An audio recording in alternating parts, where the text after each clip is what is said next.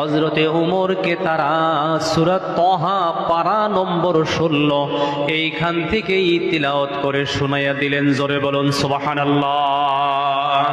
আল্লাহর কালাম কোরআন শরীফের তিলাওয়াত শুনতে দেরি ওমর ফারুকের ভিতর পরিবর্তন হইতে দেরি হয় নাই। মারহাবা কোন, আর জোরে মারহাবা। এইবার ওমর সংযত হয়ে গেল। বোনের বোন জামাইকে বলতেছে, আর বিলম্ব করা যাবে না, জলদি জলদি আমাকে নিয়ে ওই রাসূলের দরবারে যাও। মারহাবা কোন, মারহাবা। আমাদের অঞ্চলে, আমাদের দেশে এখন সবাই সময় দেওয়া আমার অসুবিধা হয়। আমি বেশি বাহিরেই থাকি, আপনারা জানেন। তো সবাই ঢুইকে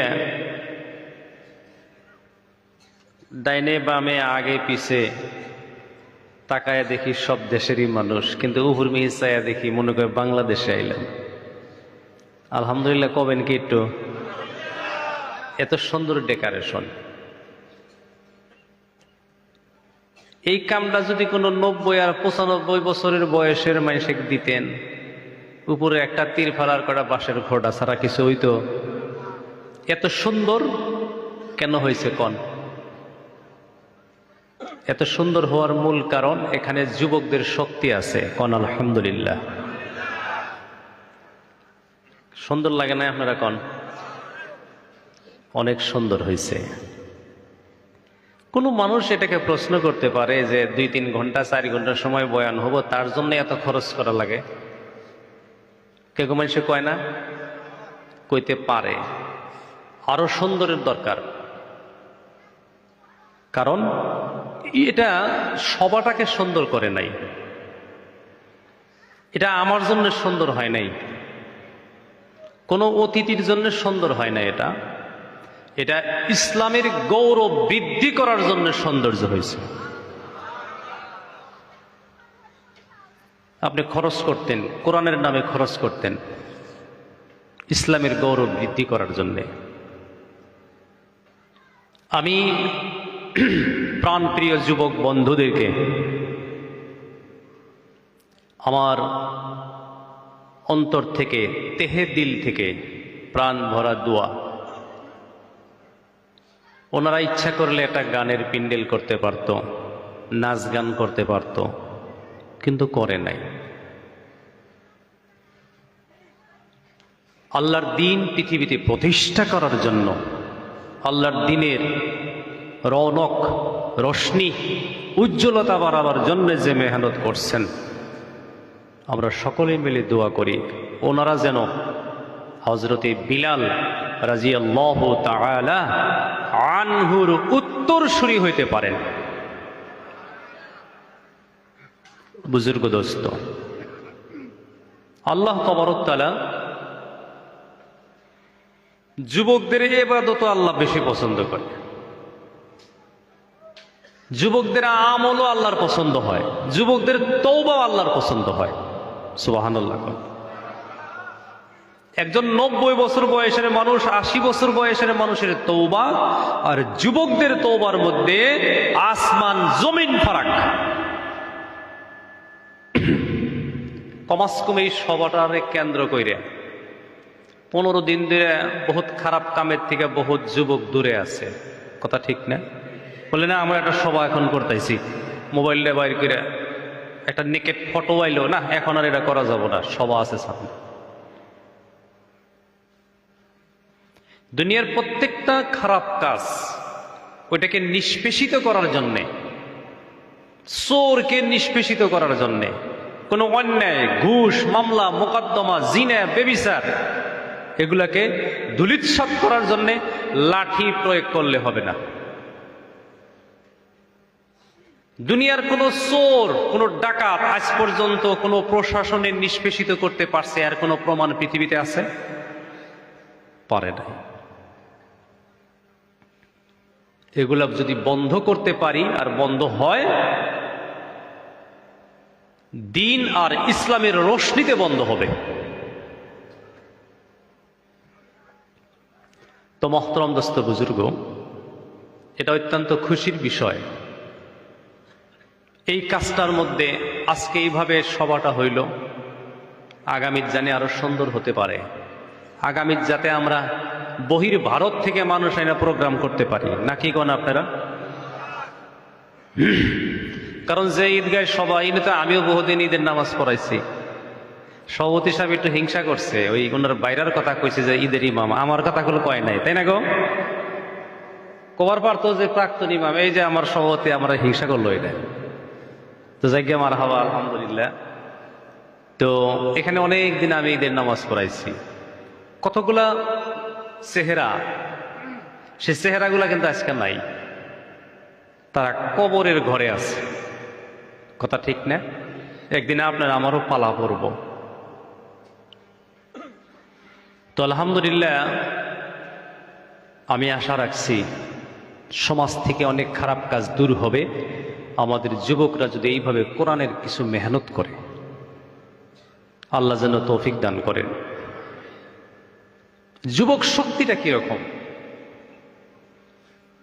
আল্লাহর নবী সাল্লাল্লাহু আলাইহি সাল্লাম আর 39 জন সাহাবা। কয়জন সাহাবা? 39। তখন মাত্র 39 জন সাহাবা। ইতিহাস এটা ওই সময়ের ঘটনা, যখন সাহাবারা চুপে চুপে মনে মনে গোপনে গোপনে দারুল আরকামার মধ্যে বসে বসে দিনের মাশওয়ারা করতেন। প্রকাশ্যভাবে দিন কাউকে বলা যাইতো না। প্রকাশ্যভাবে দুইজন দিনদার মুসলমান কাবা ঘরের আশপাশে দাঁড়ায় কোনো কথা বললে 144 দ্বারা জারিয়া ছিল। এটা ওই সময়ের কথা। জোরে আজান ছিল না, একসঙ্গে নামাজ ছিল না। মক্কা নগরীতে নামাজের টাইম হইলে অনুমান করে একজন একজন করে নামাজ পড়ে পড়ে মনে মনে মনে মনে চলে যাইত। এটা ওই সময়ের কথা। আল্লাহ নবী সাল্লাল্লাহু আলাইহি সাল্লাম 39 জন সাহাবা সঙ্গে নিয়ে দারুল আরকামার মধ্যে খুব চুপে চুপে বসে বসে কলিমা, দাওয়াত ও তবলিগ এগুলা লেনদেন করতেছে, বিনিময় করতেছে। ইতিমধ্যে মক্কা নগরীতে এলান হয়েছে, ঘোষণা হয়ে গেছে যে নতুন নবী, নবী কুরাইশি, নবী আরবি মুহাম্মদ, আহমদ, মুজতবা, মুস্তফা সাল্লাল্লাহু আলাইহি। এই যে মোহাম্মদ যিনি নতুন নবী হয়েছেন, এর মাথাটা যদি কেউ কাইটা আইনা দিতে পারো 100টা লাল রঙের উট তাকে পুরস্কার দেওয়া হবে।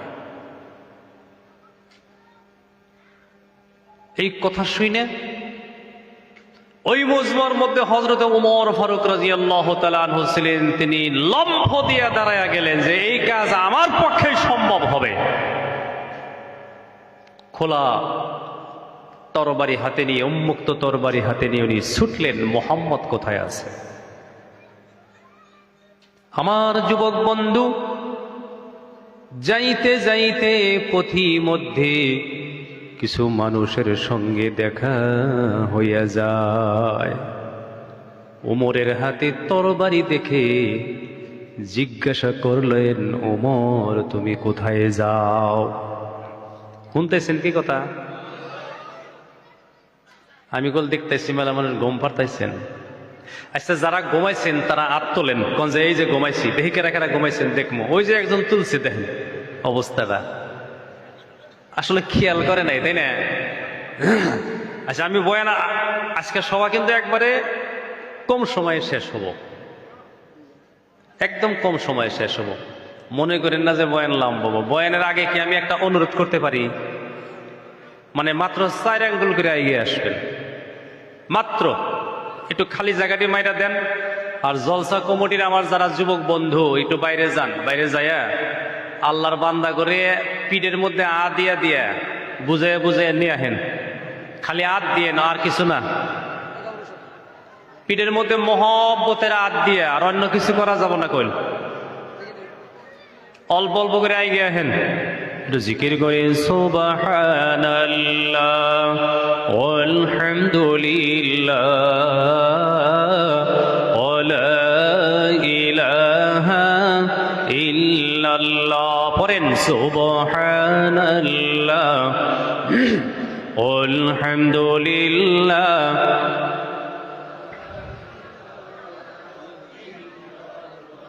সুবহানাল্লাহ আলহামদুলিল্লাহ ওয়া ইলাহা ইল্লাল্লাহ। সামনে মিয়া গেছেন কি? সবে আহেন, খালি যারা খোড়ার হাতে এলান দিছেন তা করে আসা লাগবো না, খোড়ার হাতে থাকেন। আর বাকি মানুষটি আহেন, এই যে সের থেকে আমরা আহেন। আমি কি কইছি, খালি খোড়ার হাতে যারা আরাম করে এলান দিছেন দয়া করে আহা লাগবো না, থাকেন খোড়ার হাতে, বাকি দিয়ে আহেন। সুবহানাল্লাহ আলহামদুলিল্লাহ ওয়া ইলাহা ইল্লাল্লাহ মুহাম্মাদুর রাসূলুল্লাহ সাল্লাল্লাহু আলাইহি ওয়াসাল্লাম। পোলাফান্ডি সব ভিতরে নিয়ে আহেন, নইলে কয়দিন পরে এই পোলাফানে মনে মনে ভাববো বড় হইলি যে সবার টাইমে বাইর দিয়ে গুল্লি ছোয়াব হয়। সব রাস্তাঘাটে যারা আছে ভিতরে নিয়ে আসেন, আর ভিতরে আসতে হবে। রাস্তায় কোনো মানুষের দরকার নাই, কোনো সিকিউরিটি লাগবে না, ভিতরে আহেন। দুরূদ পড়ি আল্লাহুম্মা সাল্লি আলা مولانا محمد وعلى آل سيدنا مولانا محمد। আমার যুবক বন্ধু, কেউ একজনে বললেন, উমর খোলা উন্মুক্ত তরবারি নিয়ে কোথায় যাও? উমর বলতেছেন, তোমরা কি জানো না নতুন নবী মুহাম্মদের মাথা আনতে যাই? জোরে কন্যা নাউজুবিল্লাহ। আমার মুরব্বিগণ, ও যুবক বন্ধু, এইবার ওই ব্যক্তি যারা ওমরকে জিজ্ঞাসা করলেন কোথায় যাও, তারা বলতেছে, মুহাম্মদের মাথা আনলে তোমার কোনো লাভ হবে না। তোমার আপন বোন, তোমার বোন জামাই, ওনারা নিজেই কলিমা পড়েছে। ওমর তোমার পরিয়াল পরিজনের ভিতরেই ওই নবীর উপরে কলিমা পড়েছে, ইসলাম গ্রহণ করেছে। মুহাম্মাদের মাথা এনে কোনো লাভ হবে না। আজ নিজের ঘর সামলাও, নিজের পরিবার সামলাও। হযরতে ওমর এই কথা শোনার পরে ওমরের রাস্তাটা ওমর পরিবর্তন করে বইনের বাড়ির দিকে রওনা হইয়া গেলেন। এখন আর নবীর মাথা আনা বাদ দিয়া বুনজামের বাড়িতে নিয়ে এটা কিন্তু হাদিস, সহিহ হাদিস। যাইতে যাইতে ওমর ফারুক রাদিয়াল্লাহু তাআলা আনহু ওনার বোন ফাতিমার বাড়ি পৌঁছে যায়। বাড়িতে ঢুকতেই গুনগুন গুনগুন করে আওয়াজ ওমরের কানে পৌঁছে যায়। ঘরের ভিতরে দরওয়াজা বন্ধ। হযরতে খাব্বাব রাদিয়াল্লাহু তাআলা আনহু ওমরের বইনের জামাই কোরআন পড়াইতেছে ঘরের ভিতরে। জোরে কোন সুবহানাল্লাহ। ওমর ফারুক রাদিয়াল্লাহু তাআলা আনহু গুনগুন আওয়াজ শুনে ঘরের দরওয়াজায় আঘাত করে দরওয়াজা ভেঙে ঘরের ভিতরে ঢুকে যায়। যাইয়া দেখেন ওনার বোন আর ওনার বোন জামাই বসে বসে কি যেন তপজপ করতেছে। ওইটাই ছিল আল্লাহর কালাম, কোরআনের তিলাওয়াত। হাদিস শরীফ প্রমাণ। সর্বপ্রথম ওমর ফারুক রাদিয়াল্লাহু তাআলা আনহু বোনের গালে একটা জোরে থাপ্পড় দিয়ে বোনকে বেহুশ করে ফেলিয়ে দিলেন। খাব্বাব রাদিয়াল্লাহু তাআলা আনহু মনে মনে ভাবলেন, বইনার বোন জামার পরেই তো আমার হবে পালা। উমরের হাতে যে তরবারি দেখতেছি, এই তরবারিতেই আজকে আমার জীবনটা যাবে। কথা ঠিক না ঠিক? মারতে মারতে বোন ফাতিমাকে মারলেন, বোন জামাইকে মারতে মারতে এক রকমের বেহুশ। এরপরে হঠাৎ করে উমর নিজে একটু সংযত হয়ে বোন ফাতিমাকে বলতেছেন, তোমরা জানি কি পড়লা, আমাকে কি একটু শোনাইবা? তখন ওরা একটু সুযোগ পায়া বলতেছেন, ভাই পরে মারবা, আগে কি পড়লাম এইটা একটু শুনো। তখন ওমরের কৌতূহল জেগে গেল, বলতেছেন, তোমরা যেন কি তিলাওয়াত করলা, আমাকে একটু শোনাও। ফাতিমা বলতেছেন, ভাইয়া ওমর, এইভাবে ওই কালাম শোনা যাবে না, তোমাকে উত্তম রূপে পবিত্র তহরত পাকিজিগি হাসিল করতে হবে, তোমাকে ওযু গোসল করতে হবে। তাহাই করলেন। গোসল করার পরে, ওযু করার পরে হযরতে উমরকে তারা সূরা তহা পারা নম্বর 16 এইখান থেকেই তিলাওয়াত করে শোনাইয়া দিলেন। জোরে বলুন সুবহানাল্লাহ।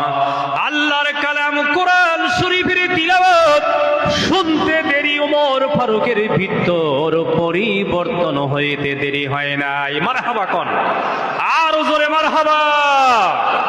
এইবার ওমর সংযত হয়ে গেল, বোনের বোন জামাইকে বলতেছে, আর বিলম্ব করা যাবে না, জলদি জলদি আমাকে নিয়ে ওই রাসূলের দরবারে যাও। মারহাবা কোন, মারহাবা। ওমর এখন পরিবর্তন। ওমরের কি হয়েছে? পরিবর্তন হয়েছে। একটু জিকির করি, লা ইলাহা ইল্লাল্লাহ, জোরে জোরে, লা ইলাহা ইল্লাল্লাহ, লা ইলাহা ইল্লাল্লাহ, লা ইলাহা ইল্লাল্লাহ, মুহাম্মাদুর রাসূলুল্লাহ সাল্লাল্লাহু আলাইহি ওয়াসাল্লাম। আমার যুবক বন্ধু, এইবার ওমরের দাবি, আমাকে জলদি জলদি রাসূলুল্লাহ সাল্লাল্লাহু আলাইহি সাল্লামের কাছে নিয়ে যাও। এইবার ওমরের রওনা নবীজির কাছে। নবীজি কোথায়? জিজ্ঞাসা করলেন, নবী কোথায়? কেউ একজনে বললেন, আল্লাহর নবী দারুল আরকাম নামের যে ঘর, ওই ঘরে গোপনে গোপনে মনে মনে সাহাবাদেরকে দিন শিখাইতেছেন। জোরে কোন সুবহানাল্লাহ। আমার মুরব্বিগণ, আল্লাহ নবী সাল্লাল্লাহু আলাইহি ওয়াসাল্লাম মনে মনে গোপনে গোপনে চুপে চুপে ওই ঘরের ভিতরে সাহাবাদেরকে নিয়ে দিনের আলোচনা করতেছেন। কিন্তু সাহাবারা সতর্ক হয়ে গেছে, কারণ মক্কা নগরীতে নবীজির গর্দনা কাটা হবে, এই এলানটা চতুর্দিকে ছড়ে গেছে। কথা বুঝে আসছে না নাই? হযরতে আমির হামজা, আল্লাহর পলোয়ান বীর আমির হামজা ওই ঘরের ভিতরে বসা। আল্লাহু আকবার বলেন। আস্তে আস্তে এক পাও দুই পাও করে যাইতে যাইতে যাইতে যাইতে হযরতে ওমর দারুল আরকামার দরওয়াজার কাছে পৌঁছে যায়। দরজার কাছে গিয়ে দিছে একটা ধাক্কা। সবাই ভিতরে ভয়। কথা বুঝে আসছে?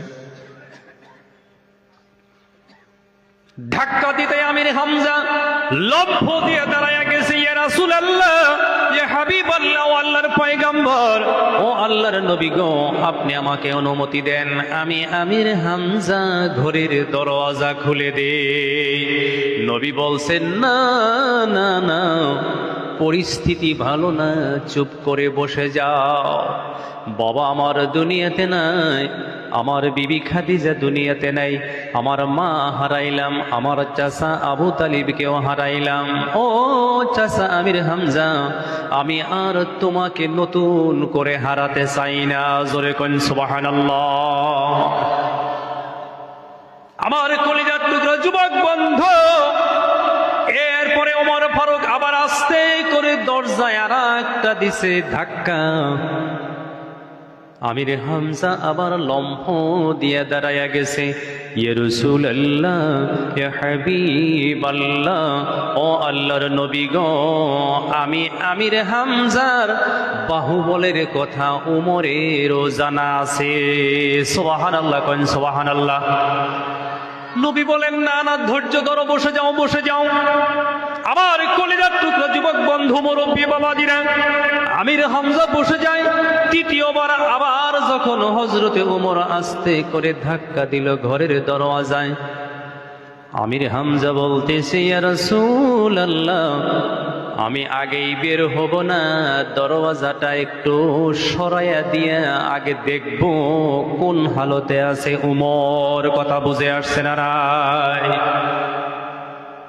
এইবার আমির হামজা আস্তে করে উঠে দরজার কাছে গিয়ে দরজাটা এইভাবে একটু সরাইয়া তাকায়া দেখে হযরতে ওমরের ডান হাতে খোলা তরবারি, তরবারিটা কাঁধের উপরে এইভাবে ধরে আছে।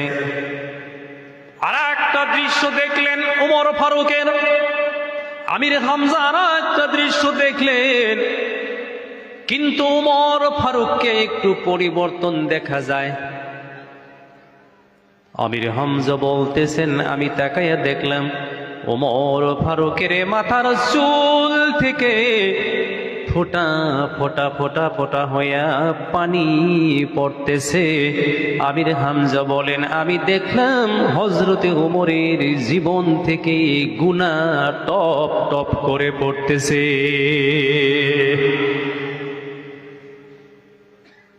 ইয়া রাসূলুল্লাহ, ঘরের দরওয়াজা খুলে দেই। নবী বললেন, খুলে দাও। ঘরের দরওয়াজা খুলে দেওয়া হলো। উন্মুক্ত তরবারি হাতে উমর এক কদম দুই কদম করে করে আল্লাহর নবীর কাছে পৌঁছে গেল। নবীজির পাও মোবারকের কাছে গিয়ে হযরতে উমর তরবারিটা রেখে দিল। জোরে কোন সুবহানাল্লাহ।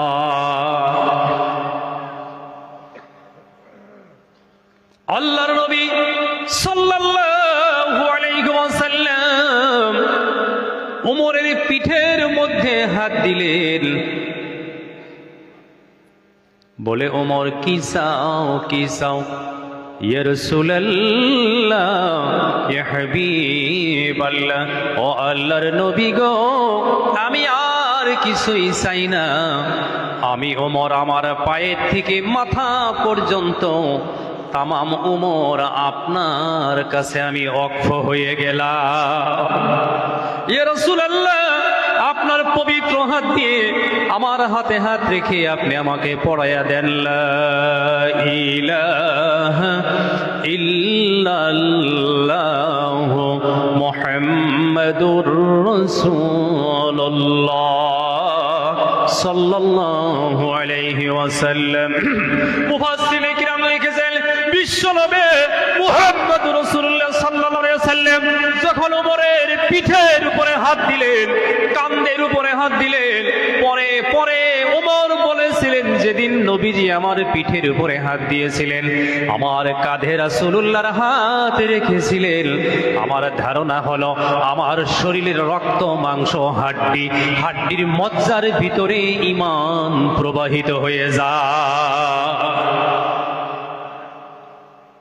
আর নবী আমাকে বললেন, ওমর, গত রাত্রে আমি আল্লাহর কাছে দোয়া করেছিলাম, আয় আল্লাহ ইয়া রব্বুল আলামিন, এইভাবে আর গোপনে গোপনে চুপে চুপে মনে মনে ঘরের ভিতরে অন্ধকারের মধ্যে বসে বসে কয়দিন আর দিন প্রচার করব গো আল্লাহ, হয় আবু জেহেল না হয় উমরকে আমার সাথী বানায়া দাও। নবী বললেন, উমর, নিশ্চিত ভাবে গত রাত্রে আমার তাহাজ্জুদের সময়ের দোয়াটা তুমি উমরের জন্য কবুল হয়ে গেছে। সুবহানাল্লাহ। তখন আবু জেহেলের বয়স মেলা, কিন্তু উমর পুরা যুবক। আল্লাহু আকবার কোন। এই যুবককে আল্লাহ ইসলামের জন্য কবুল করলেন। মারহাবা কোন, মারহাবা। 37 বছর বয়সের একজন যুবক, টকবকা নজওয়ান, যার শরীরের রক্ত ফিরিঙ্কি দেয় আল্লাহর জন্য। কথা ঠিক না ঠিক? নবী বললেন, কত রাত্রে তাহাজ্জুদের দোয়া উমর আবু জেহেলের জন্য কবুল হয় নাই, তোমার জন্য কবুল হয়ে গেছে। জোরে জোরে বলুন আমিন। ওমরের সাথে মত বিনিময় শেষ। ওমর ফারুক আল্লাহর রাসূলের, ওমরের ডাইন হাত দিয়ে নবীজির বাম হাত ধরছে। ইয়া রাসূলুল্লাহ, চলেন আমার সাথে, এক্ষুনি কাবা ঘরে যাব। আল্লাহু আকবার কোন। নবী বললেন, ওমর যাওয়া যাবে না, 44 দ্বারা জারি, যাওয়া যাবে না, উমর পরিস্থিতি বড় খারাপ। ওমর বলেন, ইয়া রাসূলুল্লাহ, ইয়া হাবিবাল্লাহ, আমার মতো যুবক উমর ইসলাম গ্রহণ করেছে নবী গো, আর মুসলমানের কোনো ভয় নাই। আল্লাহু আকবার কোন, আল্লাহু আকবার। আসেন ইয়া রাসূলুল্লাহ, আমার সাথে আসেন। নবীজি বললেন, ওমর পাগলামি করো না, মক্কার পরিস্থিতি ভালো না, পাগলামি করো না। ওমর বলেন, ইয়া রাসূলুল্লাহ, আমার পাগলামি মাত্র শুরু হইল, পাগলামির কি দেখছেন? মারহাবা কোন, মারহাবা। আল্লাহর নবী সাল্লাল্লাহু আলাইহি সাল্লামকে হাত ধরে দারুল আরকামার 39 জন সাহাবা সুদ্ধা ওমর ফারুক রাদিয়াল্লাহু তাআলা আনহু ইসলামের নজওয়ান দারুল আরকামা থেকে রাস্তায় বের করে নিয়ে আসলেন। জোরে একবার বলুন মারহাবা। বললেন, ইয়া রাসূলুল্লাহ, এই লাইনে 20 জন সাহাবা আমি দাঁড় করাইলাম, রাস্তার ডাইনের সাইডে 19 জন সাহাবাকে দাঁড় করাইলেন, বাম সাইডে 20 জন। কয়জন হইল কথা কন? কয়জন হইছে? ইয়া রাসূলুল্লাহ, ইয়া হাবিবাল্লাহ, 39 জনের লাইনের সামনে আপনি দাঁড়ান, আর 20 জনের লাইনের সামনে আমার বড় ভাই আমির হামজা দাঁড়াবে। কথাটা মাপছেন। ওই সময় ইসলামের কি অবস্থা ছিল সাহাবা করে? ঘর থেকে বের হইলে অ্যারেস্ট, শিয়াবে আবি তালিবের জেলখানায় অ্যারেস্ট, আবদ্ধ। এটা ওই সময়ের কথা। এক উমর সব লন্ড ভন্ড করে দিল। আল্লাহু আকবার বলেন। আমার যুবক বন্ধু ওমর ফারুক বলতেছেন, ইয়া রাসূলুল্লাহ, 19 জনের সামনে আপনি দাঁড়াবেন, আর 20 জনের সামনে আমার বড় ভাই আমির হামজা দাঁড়াবে। ডাইনে বামে আগে পিছে উপরে যেই সাইড থেকেই কেউ হামলা করবে আমি উমর একাই প্রতিহত করব, আমি উমর একা মোকাবেলা করব, আপনাদের মোকাবেলা করতে হবে না। আমার যুবক বন্ধু ও মুরব্বী বাবাজিরা, এইবার ওমর ফারুক বলতেছেন, ইয়া রাসূলুল্লাহ, ইয়া হাবিবাল্লাহ, 19 জনের লাইনে আপনি আগে আগে যান, 20 জনের লাইনের আগে আমির হামজা আপনি আগে আগে যান, আমি পিছনে আগে পিছে ডাইনে পিছনে যেদিক যেদিক চতুর্দিক থেকে আমি প্রতিহত করতে থাকব, আমি সার্বিকভাবে চতুর্দিক থেকে আমি সার্ভিস দিব। ইয়া রাসূলুল্লাহ, ইয়া হাবিবাল্লাহ, এমনি মনে মনে চুপে চুপে যাওয়া যাবে না, আল্লাহর ধ্বনি নারায়ে তাকবীর দিয়ে যাইতে হবে। আল্লাহু আকবার বলেন। ও মুসলমান যুবক বন্ধু, ওমর ফারুক রাদিয়াল্লাহু তাআলা বলেন, ইয়া রাসূলুল্লাহ, চুপে চুপে মনে মনে যাওয়া যাবে না, নারায়ে তাকবীর ধ্বনি দিয়ে দিয়ে যাইতে হবে। ওই সময় সাহাবারা ওমরের অবস্থা দেখে থরথর থরথর করে কাঁপতেছে। কথা বুঝে আসছে না নাই? পরিস্থিতি খুব ভয়ঙ্কর ছিল। যে সময় নাকি মক্কায় আজান দেওয়া যায় না, এই কথাটা বুঝছেন না? ইয়া রাসূলুল্লাহ, এমনি যাওয়া যাবে না। ওমর বলেন, নারায়ে তাকবীর। বাকি 39 জন সাহাবা বলে আল্লাহু আকবার।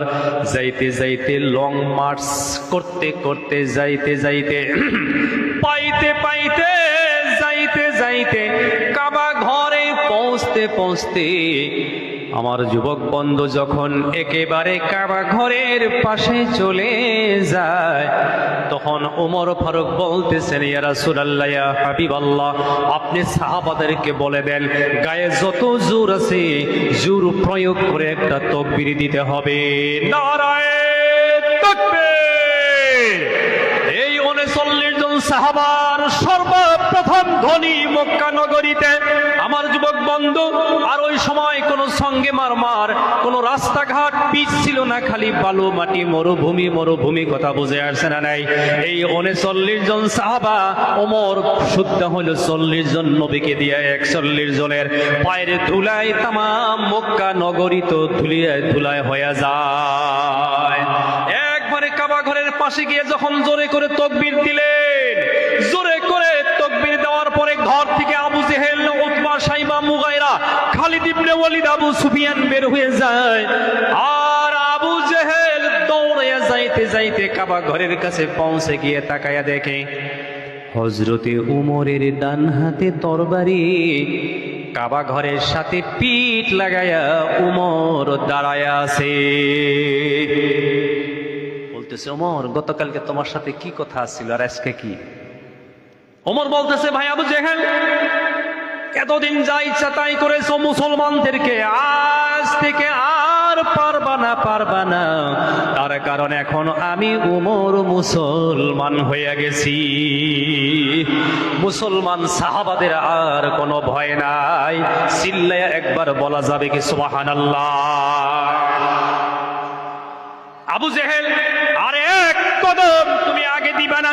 তুমি যদি আর এক কদম আগে আসো আবু জেহেল, তাহলে তোমার বিবির কাছ থেকে বিদায় নিয়ে আসো। তুমি এর থেকে আর এক কদম আগে আসলে তোমার বিবি বিধবা হয়ে যাবে। যদি আসতে ইচ্ছা করে আমার কাছে, তোমার ছেলে মেয়েদের কাছ থেকে বিদায় নিয়ে আসো, কারণ আমার কাছে আসলেই ওরা আজ থেকে এতিম হয়ে যাবে। মারহাবা কন মারহাবা।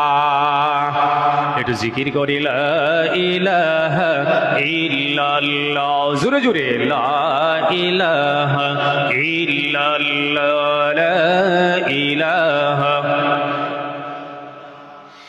লা ইলাহা ইল্লাল্লাহ, লা ইলাহা ইল্লাল্লাহ, মুহাম্মাদুর রাসূলুল্লাহ সাল্লাল্লাহু আলাইহি ওয়াসাল্লাম, সাইয়্যিদুনা ওয়া মাওলানা মুহাম্মাদুর রাসূলুল্লাহ সাল্লাল্লাহু আলাইহি ওয়াসাল্লাম। আমার যুবক ভাইরা, ও মুরব্বী বাবাজিরা, এরপরে হযরত ওমর ওইখানে মক্কা নগরীতে কাবা ঘরের পাশে দাঁড়াইয়া তরবারি, খোলা তরবারি হাতে নিয়ে মক্কার মানুষকে এটা ঘোষণা করে দিল, ও মক্কা নগরীরা, জেনে রাখো, জেনে রাখো, আবু জেহেল তুমি শুনো, উতবা তুমি শুনো, শাইবা তুমি শুনো, মুগাইরা তুমি শুনো, শুনে রাখো, আজ থেকে মক্কা নগরীতে জোরে জোরে প্রকাশ্য আজান হবে। সুবহানাল্লাহ কন। ওই দিন থেকেই মক্কা নগরীতে জোরে জোরে আজান হয়ে যায়। ইসলামের যুব শক্তির অবদান আছে না নাই? কথা বলেন।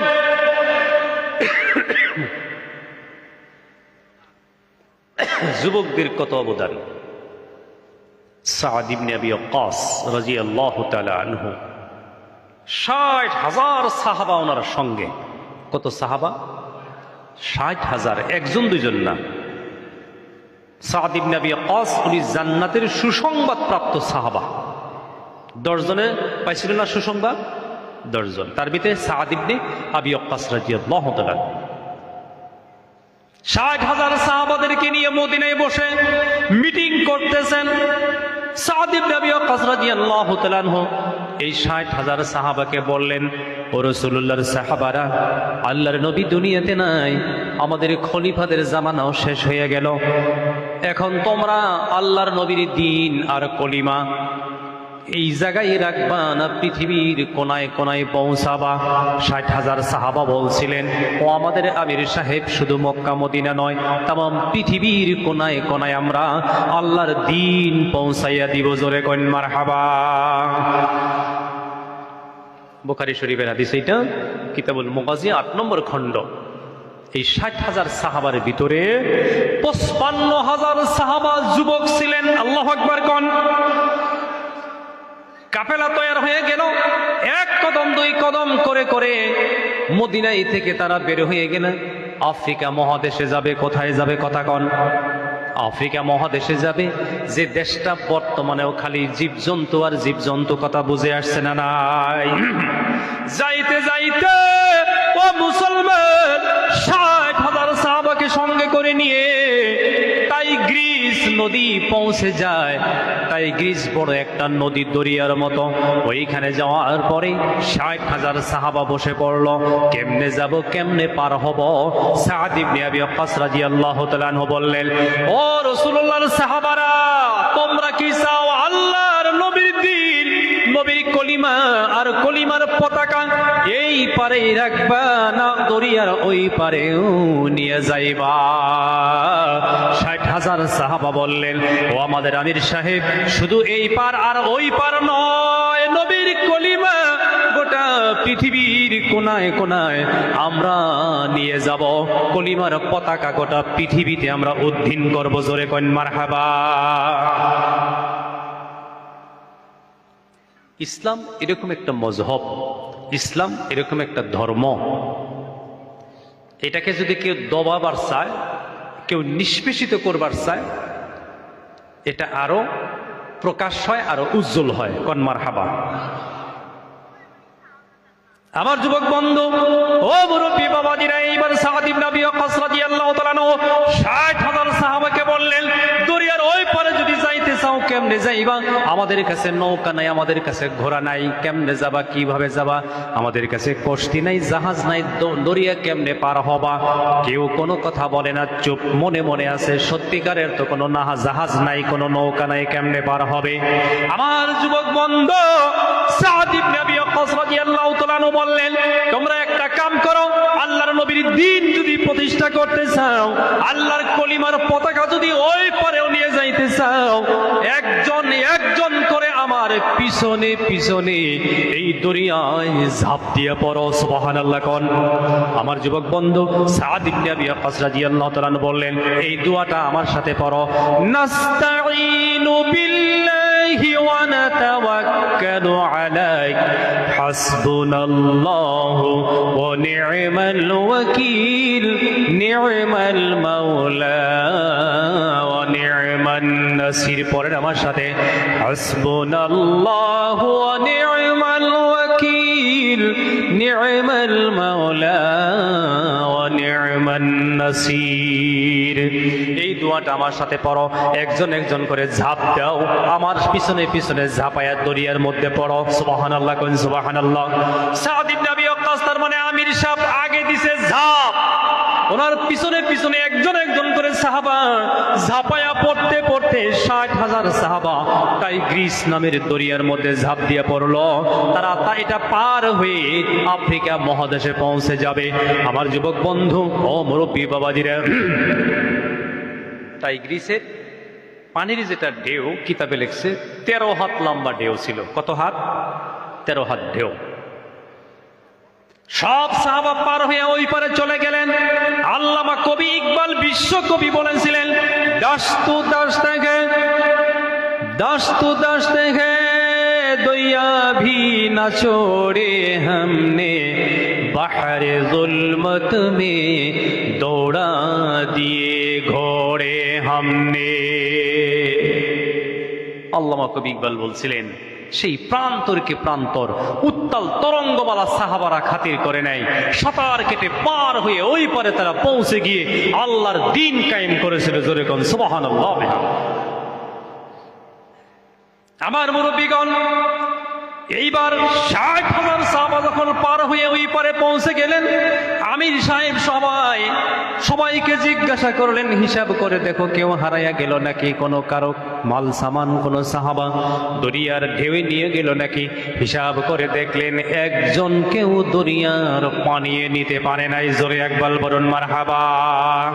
ওই জন্য মহান আল্লাহ রব্বুল আলামিন পবিত্র কোরআন শরীফে আল্লাহ জানাইয়া দিলেন, ইন্নাল্লাযীনা ক্বালু রাব্বুনাল্লাহ সুম্মা ইসতাকামু তাতানাজ্জালু আলাইহিমুল মালাইকা আল্লা তাখাফু ওয়া লা তাহজানু ওয়া আবশিরু বিল জান্নাতিল্লাতী কুনতুম তুআদুন।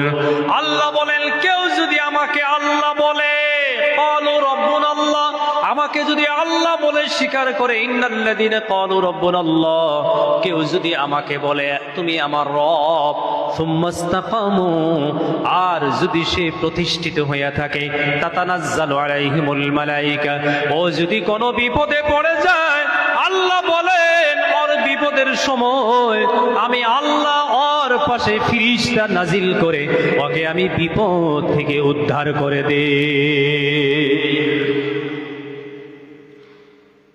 ইউসুফ নবী বিপদে পড়ছিল, কোরআন শরীফের কাহিনী। বিসমিল্লাহির রহমানির রহিম। ওয়াজাউ আলা কামিসিহি বিদামিন কাযিবিন ক্বালা বাল সাওয়ালাত লাকুম আনফুসুকুম আমরান ফাসাবরুন জামিল আল্লাহুল মুস্তাআনু আলা মা তাসিফুন। এখানে আল্লাহ ইউসুফ নবীর কথা বলতেছে। সত্যিকারে আপনি যদি আল্লাহর হয়ে যান, একমাত্র কেবলমাত্র শুধুমাত্র আপনি যদি আল্লাহকে আল্লাহ বলে মেনে নেন, আল্লাহর ভয় যদি আপনার দিলের ভিতরে আপনি পয়দা করেন, আল্লাহর ভয়ে যদি দুনিয়ার সব খারাপ কাজ আপনি ছেড়ে দেন, আল্লাহ সমস্ত বিপদের সময় আপনার সঙ্গে থাকবে। জোরে করেন সুবহানাল্লাহ। ইউসুফ নবীকে ভাইরা কুয়ায় ফেলাই দিছিল। কোনে ফেলাই দিছিল? কুয়ায়। তারা তো মনে মনে ভাবছিল আমার ভাই মারা গেছে, চলে যায় ওই রাস্তা দিয়ে। ওয়াজাআত সাইয়ারাতুন ফারসালু ওয়ারিদাহুম ফাআদলা দালওয়া। একটা বণিক দল যাইতে সময় পানির কারণে ওই কুয়ার মধ্যে বালতি নামায়া দিল। ফাআদলা দালওয়া। আল্লাহ রাব্বুল আলামিন ফেরেশতাদেরকে বললেন, আমার ইউসুফকে এই বালতিতে বসায়া দাও। সুবহানাল্লাহ কোন। বালতি উঠায়, তারা খুশি হইয়া গেল, দীর্ঘদিন পরে আমরা আজকে পানি পাবো।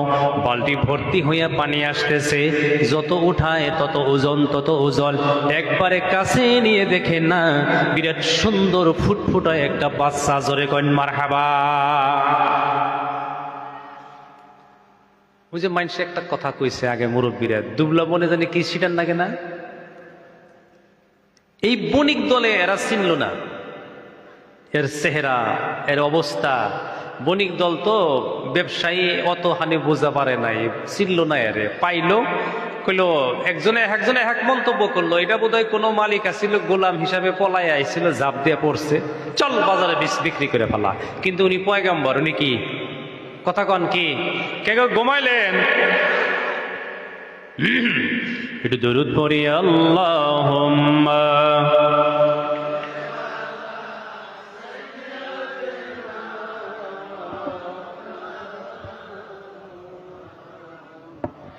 وعلى آل سيدنا مولانا محمد اللهم سيدنا مولانا محمد وعلى آل سيدنا مولانا محمد। বাজারে বিক্রি করে দিল। ওই দিন বাজারে মিশরের বাদশাহ আজিজ মিয়াও বাজারে গেল। কথা বুঝে আসছে না নাই? বিবি জুলেখাও বাজারে যায়, বাড়িতে একটা গোলামের দরকার। সুন্দর আল্লাহর সৃষ্টির ভিতরে, আখেরি পয়গম্বরের ভিতরে ইউসুফ নবী আছিল সুন্দর। জোরে কন সুবহানাল্লাহ। জুলেখা বসিয়া রাস্তার ধারেতে, ইউসুফ বলিয়া ইউসুফ পুকারে। সময় থাকলে আমি পরে বলতেছি, কথা বুঝে আসছে না নাই? কত সুন্দর ছিল ইউসুফ পয়গম্বর। বাড়তে নিল, কিনলো। আস্তে আস্তে আস্তে আস্তে ইউসুফ বড় হইয়া গেল। কি হইয়া গেল কথা কন? আস্তে আস্তে বড় হয়ে গেল, আস্তে আস্তে ইউসুফ সাবালক হয়ে গেল, 20 বছরের যুবক হয়ে গেল। মারহাবা কোন, সৌন্দর্য আরো বাইরে গেল। মানুষ কালো হোক, কুৎসিত হোক, শরীরে যৌবন আসলে আমার আল্লাহ সুন্দর বানায়া দেয়। সুবহানাল্লাহ কোন। মানুষ সুন্দর হয়ে গেলেও, কুৎসিত হইলেও, কালো হইলেও, যৌবন আসলে আমার আল্লাহ তার ভিতরে আল্লাহর খাস রহমত দিয়ে তার ভিতরে সৌন্দর্য প্রদায় করে দেয়, যাতে করে তার প্রতি আল্লাহর সৃষ্টির আকর্ষণ হইয়া যায়। জোরে কন মারহাবা। আমার যুবক বন্ধু, পালতে পালতে 20 বছর হয়ে গেল। বিবি জুলেখা একদিন 2 দিন করে করে ইউসুফের রূপ যৌবনের উপরে উনি দেওয়ানা হয়ে গেলেন। শয়তানের ধোকায় পড়ে গেলেন। একদিন গভীর রাত 7 তালার মধ্যে বসে বসে বিবি জুলেখায় 7 তালার উপরে আসিল। বাড়ির বান্দিকে ডাক দিলেন রাত্রের 12টায়, গভীর রাত্রে। কয়টা বাজায়? লাইনে আছেন তো না দোয়া করে দিব? ফট করে দোয়া করলে আপনারাও বাড়ি পাবেন, আমরাও বাড়ি পাবো।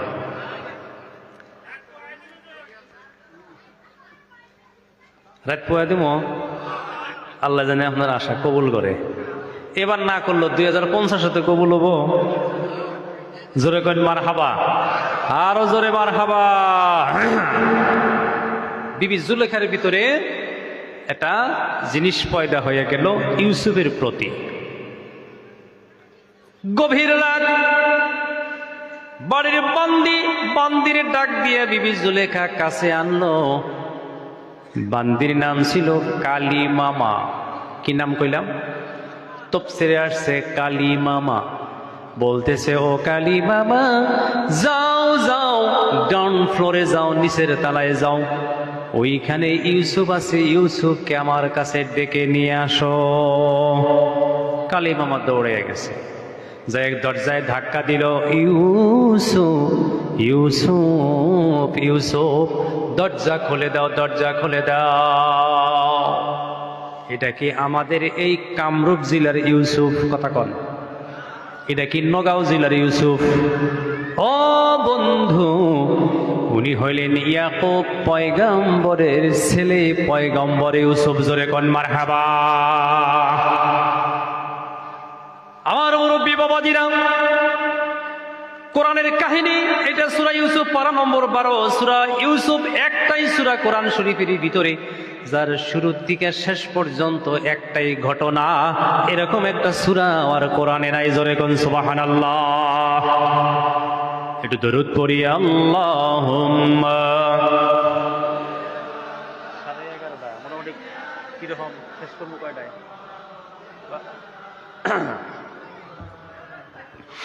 وعلى آل سيدنا مولانا محمد।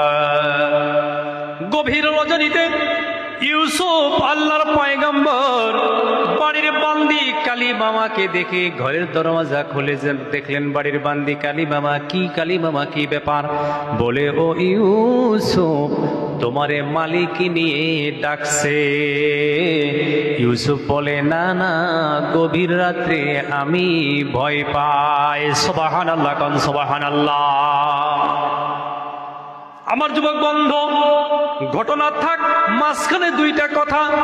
আসমানের নিচে জমিনের উপরে কোন যুবক যদি একটা গুনার কাম ছেড়ে দিতে পারে, কয়টা গুনার কাম? কথা কন। মাত্র, কথা কন, শুধুমাত্র, কেবলমাত্র একটা গুনাহ ছেড়ে দিছে, এখনো তওবা করে নাই। খালি ছাইরা দিছে যে এই গুনাহ করবো না, এই গুনাহ শুধু এই কথাখানি মনে আনছে। আমি যে আগে বলছিলাম যুবকের তওবার বয়স 90 বছরের মুরব্বী মানুষের তওবার মধ্যে পার্থক্য আছে, কথাটাকে মনে আছে না নাই? আমার যুবক বন্ধু, একজন যুবক যদি একটা গুনাহ আল্লাহর ভয়ে ছেড়ে দেয়, গুনাহ গুনাহটা ছাড়তে দেরি। নবী বলেন ওই যুবকেরা আমল নামার মধ্যে মহান আল্লাহ 1,00,000 তাহাজ্জুদের সওয়াব লিখে দেয়। এই ফজিলত বুড়া মানুষের নাই। যুবক তাগড়া শক্তিশালী ইয়াং, যখন তার শরীরে পূর্ণ যৌবন আসবে, জোরে কোন মারহাবা। আল্লাহকে বলছে রব্বুল আলামিন, গোপনে গোপনে মনে মনে রাত্রির অন্ধকারে মুসুরির তলে কম্বলের তলে আমি আর কোনোদিনও মোবাইলে উলঙ্গ ফটো দেখব না। প্রতিজ্ঞা করলো, আল্লাহর সাথে চুক্তি করলো, অঙ্গীকার করলো, এগ্রিমেন্ট করলো। কথা বুঝে আসছে না নাই? আমি আর এই গুনাহ করব না। ছেড়ে দিলাম। নবী বলেন একটা গুনাহ ছেড়ে দেওয়ার কারণে ওই যুবকের আমল নামার মধ্যে মহান আল্লাহ রব্বুল আলামিন 1,00,000 তাহাজ্জুদের সওয়াব লিখে দিল। এটা 1 নম্বর দরজা। 2 নম্বর দরজা, গুনাহটা ছেড়ে দেওয়ার সাথে সাথে যদি তওবা করে। কি তওবা করে? আল্লাহ আমি আর করব না, কখনো করব না, বাইসা থাকতেও করব না। পরিপূর্ণ আল্লাহর সাথে চুক্তি হয়ে গেল। আমার নবী বলেন, এই যুবক আল্লাহর সাথে প্রতিশ্রুতি করার কারণে রব্বুল আলামিন আমি আর জীবনে জিনা করব না। মদ পান করছিলাম, আমি আর জীবনে কোনোদিন মদ পান করব না। আল্লাহ, জিনা ব্যভিচারী থাকতাম, আমি আর কোনোদিন জীবনে জিনা করব না। নবী বলেন এই জাওকাটার এক যুবক যদি একটা গুনার কারণে তওবা করে ফেলে, মহান আল্লাহ রব্বুল আলামিন মশরিক আর মগরিব, জুনুব আর শিমাল, তাম পৃথিবীর ভিতরে যত মুর্দা কবরে শুয়ে আছে, নবী বলেন একজন যুবকের তওবার বিনিময়ে মহান আল্লাহ রব্বুল আলামিন তাম পৃথিবীর সমস্ত মুর্দেগানের 40 দিনের কবরের আযাব মাফ করে দেয়। যুবকরা ভালো কাম করা দরকার আছে না? সময় থাকলে পরে বলা যাবে। ও যুবক বন্ধু, আমার মুরব্বী বাবাজিরা, এইবার ইউসুফ বলেন যাব না, আমি গভীর রাতে একা একা মালিকিনীর কাছে যাইতে ভয় পাই। জোরে জোরে বলুন মারহাবা। কালী মামা কইল, ইউসুফ তুমি যদি না যাও আমার চাকরিটা যাব। বাদশার বউ যাবার কইছে, তুমি না গেলে আমার কি হবো? চাকরি যাব। উপায় নাই। ইউসুফ প্রথম তালায় উঠল, ওইটা হাইরা ওই কালী মামার দিকে তাকায়া দেখে ওই তালা কবজার মধ্যে কি লাগাইয়া দিল? তালা চাবি মাইরা দিল। আর এক তালা উঠল, তালা চাবি মাইরা দিল। এইভাবে 7 তালা ওঠার পরে 7টা দরজার মধ্যেই তালা চাবি। কথা বুঝে আসছে না নাই? একবারে 7 নম্বর তালায় উঠে কালী মামা বিবি জুলেখার সামনে ইউসুফকে নিয়ে বলতেছে, ও মালিকিনী, এই যে আপনার ইউসুফ। মালিকিনী বললেন, কালী মামা রে, তুমি দরজার পিছন দিকে বের হয়ে যাও, যায়া ওটার মধ্যেও একটা তালা মাইরা দিও। ইউসুফ ঘরের মধ্যে যাইয়া দেখে যে ওয়ালের সাথে দেওয়ালের সাথে খালি ন্যাংটা ফটো, নেকেট পিকচার, অশ্লীল ফটো আঁকায়া থিয়ে দিছে। যেটা দেখলে একজন শরীরের রক্ত মাংস থাকা মানুষের শরীরের পরিবর্তন হবে। কথা বুঝে আসছে না নাই? ডাব্বা পাগড়ি, 75 হাত জুব্বা, বয়স হইল মাত্র 25। যদি কয় যে আমার মনে মহিলা মানুষ দেখলে অন্ধকার ঘরে একা একা দেখলে আমার কিছুই হব না, ওই মানুষটা পৃথিবীর ভিতরে বড় মিথ্যাবাদী। কথা বুঝে আসছে না নাই? এটা হইতেই পারে, হওয়ার জন্য আল্লাহ বানাইয়া দিয়েছে। জোরে কন মারহাবা। ওই জন্য তো পর্দা ফরজ। কথা বুঝে আসছে না নাই? এটা হইতেই হবে। ওই পিশাবগিরি দেখালে কাম হবে না।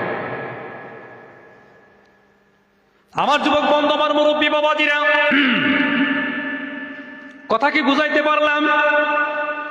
গভীর রাত ইউসুফ উলঙ্গ ন্যাংটা ফটো, নেকেট পিকচার গুলি দেখার পরে ইউসুফের শরীরের লোমকূপের গোড়ায় থেকে ঘাম বের হয়ে গেল। ইউসুফ ভয় পায়া গেল। ভয়ের তাড়নায় ইউসুফ এদিকে সেদিকে দৌড়াদৌড়ি শুরু করে দিল। যখন বিবি জুলেখা দেখলো ইউসুফ তো কন্ট্রোল হলো না, উনিও পিছনে পিছনে দাবড়াইতেছে। ঘরের ভিতরে কথা বুঝাইতে পারলাম না। নাই সাধারণ একজন মানুষ নয়, উনি আল্লাহর পয়গম্বর, মহান আল্লাহ রাব্বুল আলামিন আরশে আজিম থেকে বসে বসে আল্লাহ দেখলেন আমার একজন পয়গম্বর একজন নারীর মামলায় ফাইসা যাইতেছে। আল্লাহ বিলম্ব করে নাই। মহান আল্লাহ রাব্বুল আলামিন জিবরাইলকে বলতেছেন, জিবরাইল তুমি কোথায়? জিবরাইল বলতেছে, রব্বুল আলামিন আল্লাহ আমি জমিন থেকে 14,000 বছরের রাস্তার উপরে আছি। আল্লাহ বলেন, জিবরাইল রে তুমি যেখানেই থাকো না কেন, তুমি আরশে আজিম, আরশে মুআল্লা, লৌহ কলম, তখ্ত, সিদরাতুল মুনতাহা যেখানেই থাকো না কেন, লাস্ট বর্ডারে থাকলেও চোখের পলকে তুমি কেনানের মধ্যে এসে যাও, মিশরে এসে যাও। আজই যে মিশরের বিবি জুলেখার ঘরে আমার পয়গম্বর ইউসুফ বিপদে পড়ে গেছে। মহান আল্লাহ রাব্বুল আলামিন বলার পরে এইবার জিবরাইল আমার বন্ধুগণ 600 নূরের পাখা লাগাইয়া চোখের পলকে ইউসুফের কাছে পৌঁছে যায়। চোখের পলকে পৌঁছে গেছে। আয়া দেখে ইউসুফ এই দিকে দৌড়ায়, ওই দিকে দৌড়ায়। আমার যুবক বন্ধু, আমার মুরব্বী বাবাজিরা, মাঝখানে আর একটা কথা রয়ে গেল। ঘরের দেওয়ালে ওয়ালে নেকেট নেকেট উলঙ্গ ফটো। এরপরেও কাম হলো না, কাম হলো না, ইউসুফের পরিবর্তন হলো না। তখন বিবি জুলেখা তাফসীরের মধ্যে আসছে শরীর থেকে একটা একটা করে কাপড় খুলতে খুলতে নিজেকে উপস্থাপন করতেছে। কথা বুঝাইতে পারলাম না। নাই হয়তো আল্লাহর পয়গম্বর ইউসুফ টকবকা নজওয়ান 20 বছরের যুবক এরকম উলঙ্গ একজন সুন্দরী যুবতীকে দেখলে মনের পরিবর্তন হয়ে যাইতে পারে। নবীরা গুনাহ করবে এটা কল্পনাও করা যাবে না। কথা বুঝে আসছে না? করতে তো পারে না, পারবেও না, পারেই না।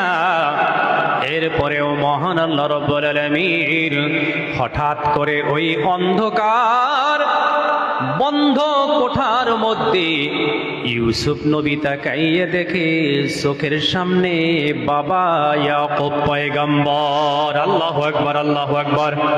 আসমানের নিচে জমিনের উপরে মানুষ সব চাইতে মা আর বাবাকে লজ্জা পায়, পায় না নাই? কথা বলেন, পায় না নাই? বাবার চেহারা দেখার পরে ইউসুফের আরো পরিবর্তন হয়ে যায়। বাবার দেখলেই বাচ্চায় বেশি লজ্জা পায়। তার একটা দলিল, একটা প্রমাণ। বিসমিল্লাহির রহমানির রহিম। কুলনা ইয়া নারু কুনি বারদান ওয়া সালামান আলা ইব্রাহিম। ইব্রাহিম পয়গম্বরকে যখন হাত পাও বান্ধা নমরুদ, ও যুবক বন্ধু, হাত পাও বাঁধবে, গায়ে থেকে কাপড় খুলতেছে, অগ্নিকুণ্ডের মধ্যে ঢেলে দিবে। শুনছি না ঘটনা আমরা মেলা? অগ্নিকুণ্ডের মধ্যে ঢেলে দিবে আমার যুবক বন্ধু। তখন ইব্রাহিম পয়গম্বরের কিন্তু এই ফাইটটা বাবা আজরের সাথে ছিল। কার সাথে? কথা কন। ওনার বাবার নাম ছিল আজর। আজর আতাত্তাখিদু আসনামান আলিহা। আজর দেবদেবী মূর্তি পূজা করত, নিজে মূর্তি বানাইতো। মূর্তি বানাইয়া টুকরি ভর্তি কইরা বাজারে নিয়ে বিক্রি করত। মাঝে মাঝে ছোট্ট ইব্রাহিম রেও কইতো আমার সাথে বাজারে যাইতে হবে। একদিন ইউসুফ বাপে কয়া গেল, এই দেবদেবীগুলা পাহারা দিও। ইউসুফ মূর্তি বানাইতো, বলে পহর দিও, আমি আহি। ইউসুফ যাইয়া দেখে একটার সামনে কলা। কি দিছে? ঘুমাইছেন। আর একটার সামনে গোল্লা, আর একটার সামনে নাস্তা রাইন্দা থিয়া দিছে। ইউসুফ যাইয়া কইল, আল্লাহ তাকুলু না, খাও। খায় না, কথাও কয় না। আলা তাকুলু না, আলা তুকাল্লিমু না, খায়ও না, কথাও কয় না। ইব্রাহিমের উঠে গেল রাগ, খাবিও না, কথাও কবি না। দিছে ধাক্কা, গেছে ভাঙ্গা। সুবহানাল্লাহ। আরো রাগ উঠছে, উড়ালাই না এক মুরাত থেকে ভাঙ্গা সুরমার করে ফেলাইয়া বেহের বড় মূর্তির গলায় নিয়ে কুড়ালটা দিছে বাজাইয়া। বাপ বাইতে এসে কয়, আব্বা দেহ ওই যে বড়টাই ব্যাকটেরিয়া মাইরা শেষ। বাপে কয়, ইব্রাহিম এটা তো সম্ভব না, ও তো কথা বলা জানে না, মারা জানে না, নড়াচড়া করা পারে না। ইব্রাহিম কইল, বাবা তে তুমি এই গুণটা আবার পূজা করো কে? নড়াচড়া করা হয় না, খাও হারে না, কত ধাক্কাইলাম খাবার নিকে খায় না, এটা আবার তুমি তাহলে রব মানছাও কে? ও বাবা আজর, তুমি আমার বাবা, তোমার সব মাইনা নিতে পারি, একটা কথা মানি না, মানি না, বুঝি না, বুঝি না। বলে কোনটা মানো না, কোনটা বোঝো না? কি বোঝো না? বলে যে মূর্তি তুমি নিজে হাতে বানাও, তুমি তি বানাইয়া ওইটার সামনে তুমি আবার মাথা নত করো, আমার বুঝে আসে না নিয়মে ওইটি তোমারে পূজা করা লাগছিল। সুবহানাল্লাহ, কোন সুবহানাল্লাহ। যাই হোক বন্ধুগণ, বাবার সাথে বললো না, দেশের মানুষ নিয়ে বাবা ইব্রাহিমকে পয়গম্বর, উনি আল্লাহর নবী, হাত পাও বাইন্ধা নিয়ে অগ্নিকুণ্ডের মধ্যে দিব। অগ্নিকুণ্ড 40 গজ লম্বা লম্বা, 40 দিন পর্যন্ত ওইখানে আগুন লাগাইয়া আগুনটারে গরম করছিল। কথা বুঝে আসছে না নাই? এরপরে নমরুদ নিয়ে অগ্নিকুণ্ডের মধ্যে ঢাইলা দিব, কইল কাপড় খুইলা দে, তাড়াতাড়ি পইরা যাব। তখন ইব্রাহিম নবী আল্লাহরে ডাকছিলেন, রব্বুল আলামিন, আল্লাহ তামাম মানুষ আমি ইব্রাহিমকে উলঙ্গ দেখলে আমার কোনো আপিত্য নাই। আল্লাহ, আমার জন্মদাতা পিতা আজর যদিও মূর্তি পূজারী, আমার তো বাবা, আমার বাবা দেখলে তো আমি লজ্জা পাব। অমনে আল্লাহ জিবরাইলকে বলেন, জিবরাইল রে, জান্নাত থেকে একটা পোশাক নিয়ে ইব্রাহিমকে পরাইয়া দাও। জোরে কোন সুবহানাল্লাহ। অমনে ইব্রাহিমকে আগুনের মধ্যে নিয়ে দিল ঢাইলা। 40 দিন হিট আসিল, 1 মাইল দূরের থেকে হিট লাগতো। তাফসীরে আসছে, কুলনা ইয়া নারু কুনি বারদান ওয়া সালামান আলা ইব্রাহিম, 17 নম্বর পারা। দেখতে গেল ঘুরতে ঘুরতে যে অংশ দিয়া তাওটা কম লাগে, ওই অংশের মধ্যে যেখান দিয়ে ইব্রাহিমকে ফালাইয়া দিছিল, নমরুদ তাকাইয়া দেখতেছে, দেখি পুইয়া ছাই কেমনে হইয়া গেল। পাশে গিয়ে দেখে, ও মুসলমান যুবক বন্ধু, ইব্রাহিম পয়গম্বরকে পূর্বে সারখার হয়ে গেছে। দেখতে গেল, নমরুদ পাশে গিয়ে তাকাইয়া দেখে, খোদার কসম, খোদার কসম, ওই অগ্নিকুণ্ডের মধ্যে ইব্রাহিম নবী হাঁটতেছে। জান্নাতের মধ্যে যেমন হাঁটে ফুলের বাগিচা, ওইটা ফুলের বাগিচা হয়ে গেছে। জোরে জোরে বলুন মারহাবা। এই ঘটনা আমি লম্বা করব না, আমি আগের কথাই চলে যাই। বাবার সামনে উলঙ্গ হবে, এটা লজ্জা। ইউসুফ পয়গম্বর, মনের পরিবর্তন হতে পারে, ওই জন্য ওই সময় মহান আল্লাহ রাব্বুল আলামিন ইয়াকুব পয়গম্বরের ছবিটা, চেহারাটা নিয়ে ইউসুফের সামনে ধরেছে, যাতে করে ইউসুফের কোনো পরিবর্তন না হয়। জোরে কোন সুবহানাল্লাহ। আমার যুবক বন্ধু, বিপদে পড়লে, আপনি যদি আল্লাহর জন্য বিপদে পড়ে যান, আল্লাহর জন্য যদি আপনি মুসিবতে পড়ে যান, আপনি যদি মুসিবতে পড়ার পরেও ঈমানের উপরে থাকেন, আপনি যদি মুসিবত পড়ার পরে আল্লাহর ভয় আপনার দিলে থাকে, আপনাকে সাহায্য করবে কে? কথা কন, আর জোরে কন, মুখ খুলে কন, আপনাকে আল্লাহ সাহায্য করবে। আমার যুবক বন্ধু, ইউসুফ দৌড়াইতেছে দৌড়াইতেছে, উলঙ্গ জুলেখা পিছনে পিছনে দৌড়ায়। ইউসুফ অস্থির বেহুশ হয়ে যায়, শরীর থেকে ঘাম পড়তেছে দরদর করে। মহান আল্লাহ রাব্বুল আলামিন বলেন, জিবরাইল রে, আমার ইউসুফের কাছে যাও। জিবরাইল ঘরের ভিতরে ঢুকে দেখেন বিবি জুলেখা পিছনে পিছনে, গায়ে কাপড় নাই। ইউসুফ আগে আগে দৌড়ায়। ইউসুফ অস্থির হয়ে গেছে, বেহুশ হয়ে গেছে। কানে কানে কানে কানে জিবরাইল ইউসুফ রে কয়া দে, ইউসুফ তোমার কোনো ভয় নাই, তোমার কোনো চিন্তা নাই। ইলা নাহিয়াতিল বাব, বাব মানে হলো দরওয়াজা। কি কইলাম? বাবুল মানে দরজা। ও ইউসুফ, ইলা নাহিয়াতিল বাব, তোমার নাক সিধা সিধা দৌড় দাও, মানে দরজা সিধা দৌড় দাও। ইউসুফ জিবরাইল কইল, ভাই জিবরাইল, দরজার ওই পাশে তালা মারা আছে। জিবরাইল বলতেছে, তুমি ওইখানে যাও, তুমি যায়া দরজার সাথে লাগবা, দরজার সাথে তুমি লেগে যাবা, তোমার আল্লাহ নিজ হাতে তালা খুইলা দিব। আল্লাহু আকবার কোন। আমার যুবক বন্ধু, আমার মুরব্বী বাবাজিরা, ইউসুফ জোরে যায় দরজার সাথে ধাক্কা লাগাইতে দেরি, মহান আল্লাহ তালা খুলতে দেরি করে নাই। জোরে কোন সুবহানাল্লাহ। জিবরাইল কানে কানে কইয়া দিল, 6 নম্বর মঞ্জিলের মধ্যেও তুমি দরজার সাথে ধাক্কা দাও। দিল, দরজা খুইলা গেল। 5 নম্বরে যাও, তলে নামতাইছে, কথা বুঝে আসছে না নাই? দরজার সাথে ধাক্কা দেয়, খুইলা যায়। কেরা খুইলা দেয়? কথা কন, কথা কন। আল্লাহ খুইলা দেয়। একবারে 2 নম্বরে আইসা ধাক্কা লাগলো, খুইলা গেল। কিন্তু 1 নম্বরে ধাক্কা দেয়, আল্লাহর কসম এই 6টার মতো তো আর দরজা খোলে না। ইউসুফ অস্থির হয়ে গেছে। ইতিমধ্যে বিবি জুলেখা পিছনে পিছনে আয়া জামা টাইনা ধরছে। এইভাবে দস্তাদস্তি কুস্তাকুস্তি করতে করতে হঠাৎ করে জিবরাইল আবার ইউসুফের কানে কানে কইল, ইউসুফ ভয় নাই, একটু দেরি হব, খুইলা যাব। সুবহানাল্লাহ করেন, সুবহানাল্লাহ। ইউসুফ ভয় নাই, ভয় নাই, একটু দেরি হব, খুইলা যাব। একটু দেরি হওয়ার মধ্যে একটা রহস্য আছে, ওটা আল্লাহ বিবি জুলেখার স্বামীকে বুঝাবার জন্য। জোরে কইন মারহাবা। এরপরে ধাক্কা ধাক্কি করতে করতে ওটাও খুলে গেল। দরজা খুলতেই দেখে দরজার সামনে বিবি জুলেখার স্বামী মিশরের বাদশাহ দাঁড়ায়া আছে। কি ব্যাপার ইউসুফ? অমনে বিবি জুলেখা কইছে, তোমার ইউসুফ আমার ইজ্জত নষ্ট করার জন্য গেছিল। হইতে পারে? সম্ভব? কি ইউসুফ, কি ব্যাপার? ইউসুফ আরো বিপদে হাক্কা বাক্কা লাইগা গেল।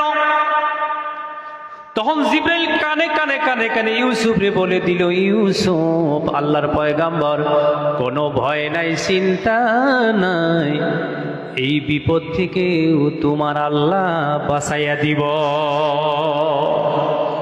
ইউসুফ কয়, কেমনে কেমনে? বলে, তুমি কইয়া দাও, ও বাদশাহ, এটা আমার ভুল নয়, আমি যাই নাই, আমারে ডাইকা নিয়ে গেছিল। কও, আমারে ডাইকা নিয়ে গেছিল।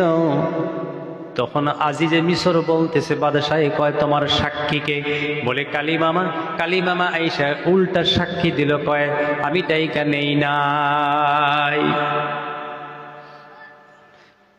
মানুষ যদি মিশা সাক্ষী দেয়, তার শাস্তি কি হবে জানেন? আজকের পৃথিবীতে মানুষ কোর্ট কাছারিতে গিয়ে মিশা সাক্ষী দিয়ে একজন নির্দোষী মানুষকে 20 বছর জেল খাটায়, খাটায় না নাই? তুমি একজনকে জেল খাটাবা মিশা কথা কইয়া, তোমার খানদানের 70 জন জেল খাটতে হবে। এটা কার বিচার? কথা কন, কথা কন, কার বিচার? আমি নাম বলবো না, এই দেশেরই মানুষ, নগরপাড়া গড়াইমারির ভিতরের একজন মানুষ আমার হাত ধরে ধরে প্রায় 10 বছর কান্দিছে। বলে, আমার গলার এইখানে একটা বিষ, এই বিষটা কোনো ওষুধে ভালো হয় না। আমি চেন্নাই যাই চিকিৎসা করলাম, অপারেশন করলাম, ভালো হয় না। কারণ হইল, ওই মানুষটা গৌহাটি করে যায় একজন মানুষের নামে মিশা সাক্ষী দিছিল।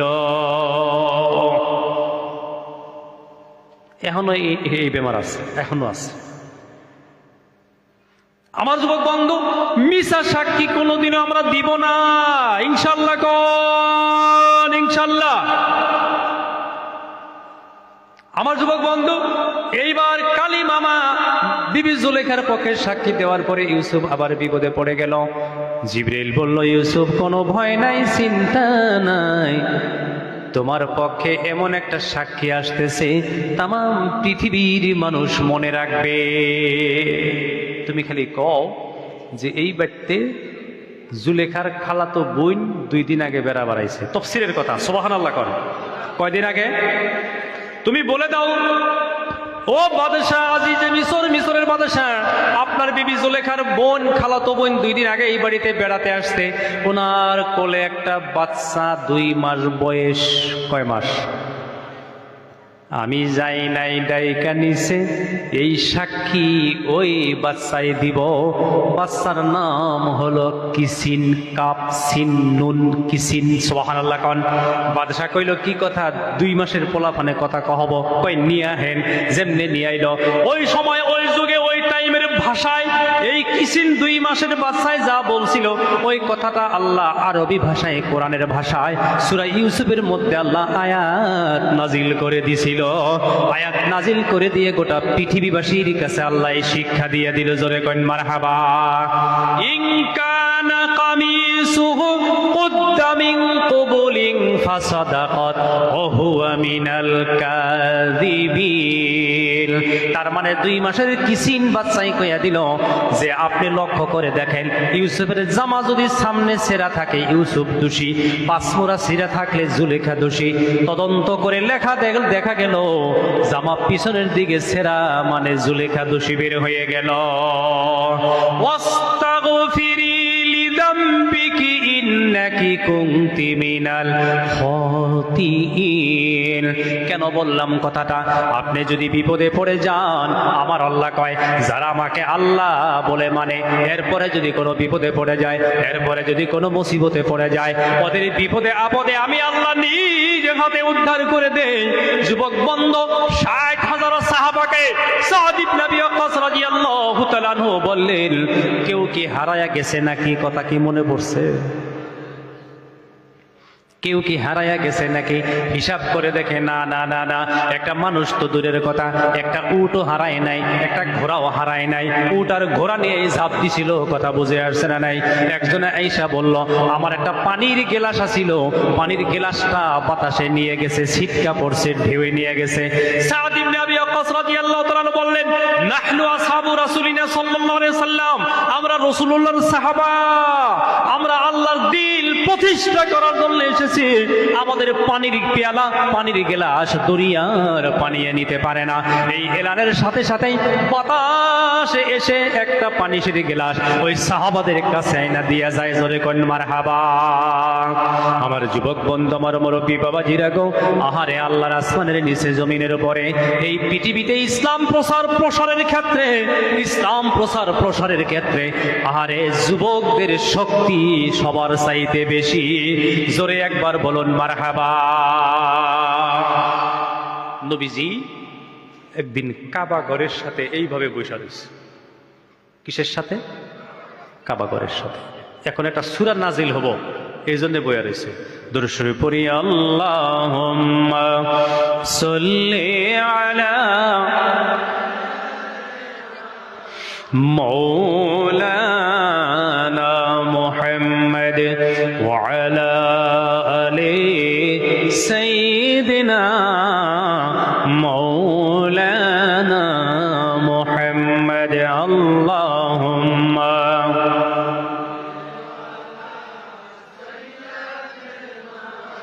মাওলানা মুহাম্মদ ওয়া আলা আলি সাইয়্যিদিনা মাওলানা মুহাম্মদ। আমার সাথে পড়েন, সবাই পড়েন। আপন আপন যতই করি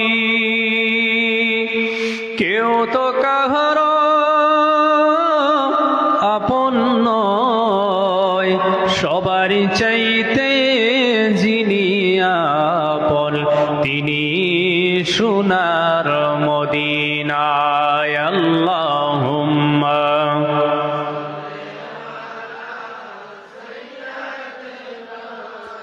মাওলানা মুহাম্মদ ওয়া আলা আলি সাইয়্যিদিনা মাওলানা মুহাম্মদ। আমার যুবক বন্ধু, নবীজি কাবা ঘরের সঙ্গে পিঠ লাগাইয়া বসে আছেন। পিঠ লাগাইয়া বসে বসে নবীজি দর দর দর দর করে 2 চোখের পানি ছেড়ে দিছেন। 2 চোখের কোণার থেকে পানি পড়তে পড়তে নবীজির দাড়ি ভিজে ভিজে টপ টপ টপ টপ করে নবীজির জামার মধ্যে পড়তেছেন। ইতিমধ্যে হযরতে আনাস রাদিয়াল্লাহু তাআলা আনহু যায়া কাবা ঘর পৌঁছে গেছেন। তাকায়া দেখেন নবীজি কাঁদতেছে, নবীর চোখ থেকে দর দর দর দর করে পানি পড়তেছে। নবীকে যখন দেখলেন কাঁদতেছে, আনাসের ভিতরটা আর এক ধরনের হয়ে গেছে। একবারে কাছে গিয়া বসে শুধু তাকায়া আছে, কিন্তু কোনো কথা বলা যাবে না, কারণ সাহাবারা যদি দেখতেন নবী একা একা একা একা চিন্তিত, কিবা তো বড় খুশিতে আছে, কাবা ঘরের পাশে কোথাও আছে, সাহাবারা পাশে যাইতেন না, কারণ ওই অবস্থায় কোরআন শরীফের অনেক সূরা নাজিল হয়েছে। জোরে কোন সুবহানাল্লাহ। আনাস রাদিয়াল্লাহু তাআলা দূরে থেকে দেখতেছেন নবী কাঁদতে কাঁদতে বেহুশ, জামা টপ টপ করে পানি পড়ে ভিজে যাইতেছে। হঠাৎ করে হাসলেন। আনাস বলতেছেন, ইয়া রাসূলুল্লাহ, তাহলে আপনি হাসলেন কেন? কি জন্য কাঁদিলেন? নবী বলতেছেন, এক নম্বরে আমি মনের দুঃখে, মনের বেদনায়, আমার মনে দুঃখ, জন্মের পরে বাবা দেখলাম না, সবল হইবার আগেই মা দুনিয়ার থেকে বিদায় হইয়া গেল। চতুর্দিকে আমার দুশমন, আমার চাচা আবু তালিব আমাকে লালন পালন করতেন, তিনিও দুনিয়ার থেকে বিদায় হয়ে গেছে রে আনাস। আমার দাদা আব্দুল মুত্তালিব, তিনিও দুনিয়ার থেকে বিদায় হয়ে গেছে রে আনাস। আমার স্ত্রী খাদিজা, তিনিও দুনিয়াতে নাই। আমার 4টা ছেলে আছিল। নবীজির কয়টা ছেলে আছিল? কথা কন। তৈয়ব, তাহির, কাসিম, ইব্রাহিম। তাফসীর মুজহরির মধ্যে সানাউল্লাহ পানিপতি লিখেছেন তৈয়ব, তাহির, কাসিম, ইব্রাহিম। আমার যুবক বন্ধু, আমার 4টা ছেলেও দুনিয়ার থেকে বিদায় হয়ে গেল। ও আনাস, একটু আগে আমার কানে খবর আসলো, আমার একজন সাহাবিয়া, নাম হইল সুমাইয়া রাদিয়াল্লাহু তাআলা আনহা, ইসলাম গ্রহণ করার অপরাধে ওনার লজ্জাস্থানে বর্ষা মেরে ওনাকে দুনিয়ার থেকে বিদায় করে উনি শহীদ হয়ে গেছে। একটু আগে খবর পাইলাম আমার সবচাইতে প্রিয় সাহাবা খাব্বাব রাদিয়াল্লাহু তাআলা আনহু মাথার মধ্যে ইসলাম গ্রহণ করার কারণে, কলিমা পড়ার কারণে একটা লোহা আগুনের মধ্যে শেক দিয়ে মাথা দিয়ে ঢুকাইয়া পায়খানার রাস্তায় বের করে দিছে। একটু আগে খবর পাইলাম আমার প্রিয় সাহাবা খুবাইব রাদিয়াল্লাহু তাআলা আনহু ওনার গলার মধ্যে রশি লাগাইয়া, রশিটা উটের পায়ে বান্ধা দিছে, পায়ের মধ্যে রশি লাগাইয়া রশিটা আর একটা উটের পায়ে বান্ধা, দুইটা উট দুই দিকে তাড়াইতে তাড়াইতে আমার প্রিয় সাহাবা খুবাইব রাদিয়াল্লাহু তাআলা আনহুর মাঝখানে ছিঁড়া গেছে।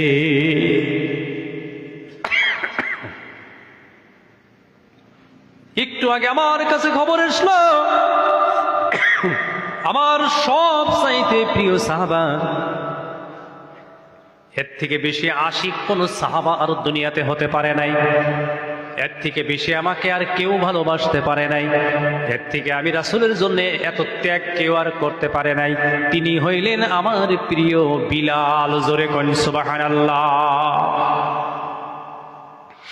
ও আনাস, একটু আগে আমার কাছে খবর এসে গেল আমার এই প্রিয় সাহাবা, যুবক সাহাবা বিলাল হাত পায়ে রশি লাগাইয়া গরম বালুর উপরে টানতেছে, বুকের উপরে 20 কেজি ওজনের পাথর বসাইয়া মারতেছে। মারতে মারতে তরবারি আগুনের মধ্যে শেক দিয়ে গায়ের মধ্যে জায়গায় জায়গায় লাগাইতেছে আমি রাসূলকে ভুলে যাওয়ার জন্য, কিন্তু আমার বিলাল আমি রাসূলকে ভুলতেছে না। জোরে কইন সুবহানাল্লাহ। আমি খবর পাইলাম আমার বিলাল খালি বলতেছে আল্লাহু আহাদ, আল্লাহু আহাদ। হাদিস শরীফে আসছে বিলালকে হাতে পায়ে বেড়ি লাগাইয়া বুকের উপরে প্রচন্ড পাথর বসাইয়া উত্তপ্ত গরম বালুর উপরে যেদিন টানছিলেন, মাঝে মাঝে মাঝে মাঝে আবু বকর সিদ্দিক রাদিয়াল্লাহু তাআলা আনহু ওই রাস্তা দিয়ে যাইতেন, কিন্তু করার কিছু ছিল না, কারণ সাহাবা মাত্র অল্প সাহাবা, 20-22 জন। কথা বুঝে আসছে না নাই? একদিন আবু বকর সিদ্দিক গিয়া বললেন, বিলাল তুমি মনে মনে চুপে চুপে আল্লাহরে ডাকো, জোরে জোরে ডাইকো না, জোরে ডাকলে আরো শাস্তি দিব, আরো শাস্তি দিব। বিলাল বললেন, ভাই আবু বকর, আমি জোরে জোরে আল্লাহকে আল্লাহু আহাদ আহাদ যখন বলি আর ওরা যখন আমারে পিটায়, আমার গায়ে আগুন তরবারির আগায় শেক দিয়ে লাগাইয়া দেয়, আমি যখন আল্লাহরে আল্লাহু আহাদ আহাদ জোরে জোরে ডাকি, তখন এই আঘাতের কথাগুলো আমি ভুলে যাই। আমার যুবক বন্ধু ও মুরব্বী বাবাজিরা, এই তিনজনই ছিল যুবক সাহাবা, খাব্বাব, খুবাইব আর বিলাল রাদিয়াল্লাহু তাআলা আনহু। এই তিনজন যুবক সাহাবা আল্লাহ রাব্বুল আলামিন এই কথাগুলি নবীজি মনে করতেছেন। এরপরে আনাস বলতেছেন, ইয়া রাসূলুল্লাহ, বুঝলাম আপনি এইগুলা কারণে কাঁদতেছেন, কিন্তু আপনি কেন হাইসা দিলেন? জোরে করেন সুবহানাল্লাহ।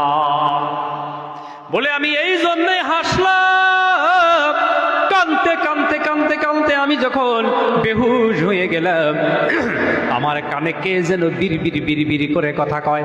আমি ডাইন দিকে তাকাইয়া দেখি আর কেউ নয়, জিবরাইল এসে গেছে, আমার কানে আইসা সূরা কাউসার নাজিল করে দিয়ে গেল।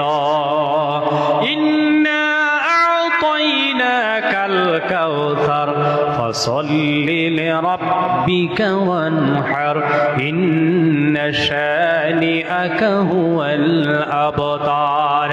ও আমার আনাস, কানতে কানতে আমি এই জন্যই হাইসা দিলাম, আমার আল্লাহ আমারে কইয়া দিল, নবী গো, তোমার 4টা ছেলে মইরা গেছে, তাতে তোমার কি হইল? দুনিয়ায় যদি ওরা বাইসা থাকতো, তোমারে কেউ গালি দিলে ওরা 4 জনে তার প্রতিবাদ করত, কিন্তু নবী নবী নবী শুনো, 4 জন মইরা গেছে, যাবার দাও, কিয়ামত পর্যন্ত আনেওয়ালা উম্মত তোমার বিপক্ষে কেউ কথা বললে তামাম পৃথিবীর সমস্ত উম্মত তোমার জন্য জীবন দিয়ে দিব। সুবহানাল্লাহ। তুমি কান্দো কে? 4 জন মরে গেছে, মরে যাবার দাও।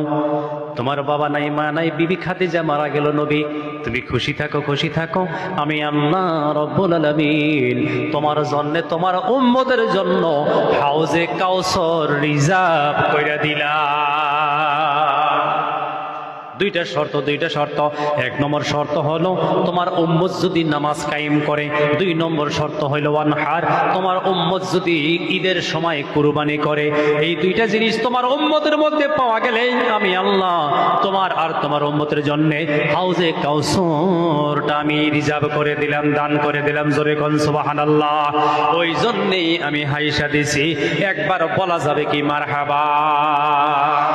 আমার যুবক বন্ধু ও মুরব্বী বাবাজিরা, আপনি ইতিহাস খুঁজে দেখেন, বুখারী শরীফ, তিরমিজি শরীফ, আবু দাউদ শরীফ, নিসাই শরীফ, মুসলিম শরীফ, ইবনে মাজাহ শরীফ, এই যে সিহাসিত্তার 6টা কিতাব আপনি খুঁজে দেখলে পাবেন, আল্লাহর নবীর যারা আশিক ছিল, নবীর জন্য যারা দেওয়ানা ছিল, তারা বয়সস্থ মুরব্বী সাহাবার চাইতে যুবক সাহাবা নবীর আশিক বেশি ছিল। জোরে করেন মারহাবা।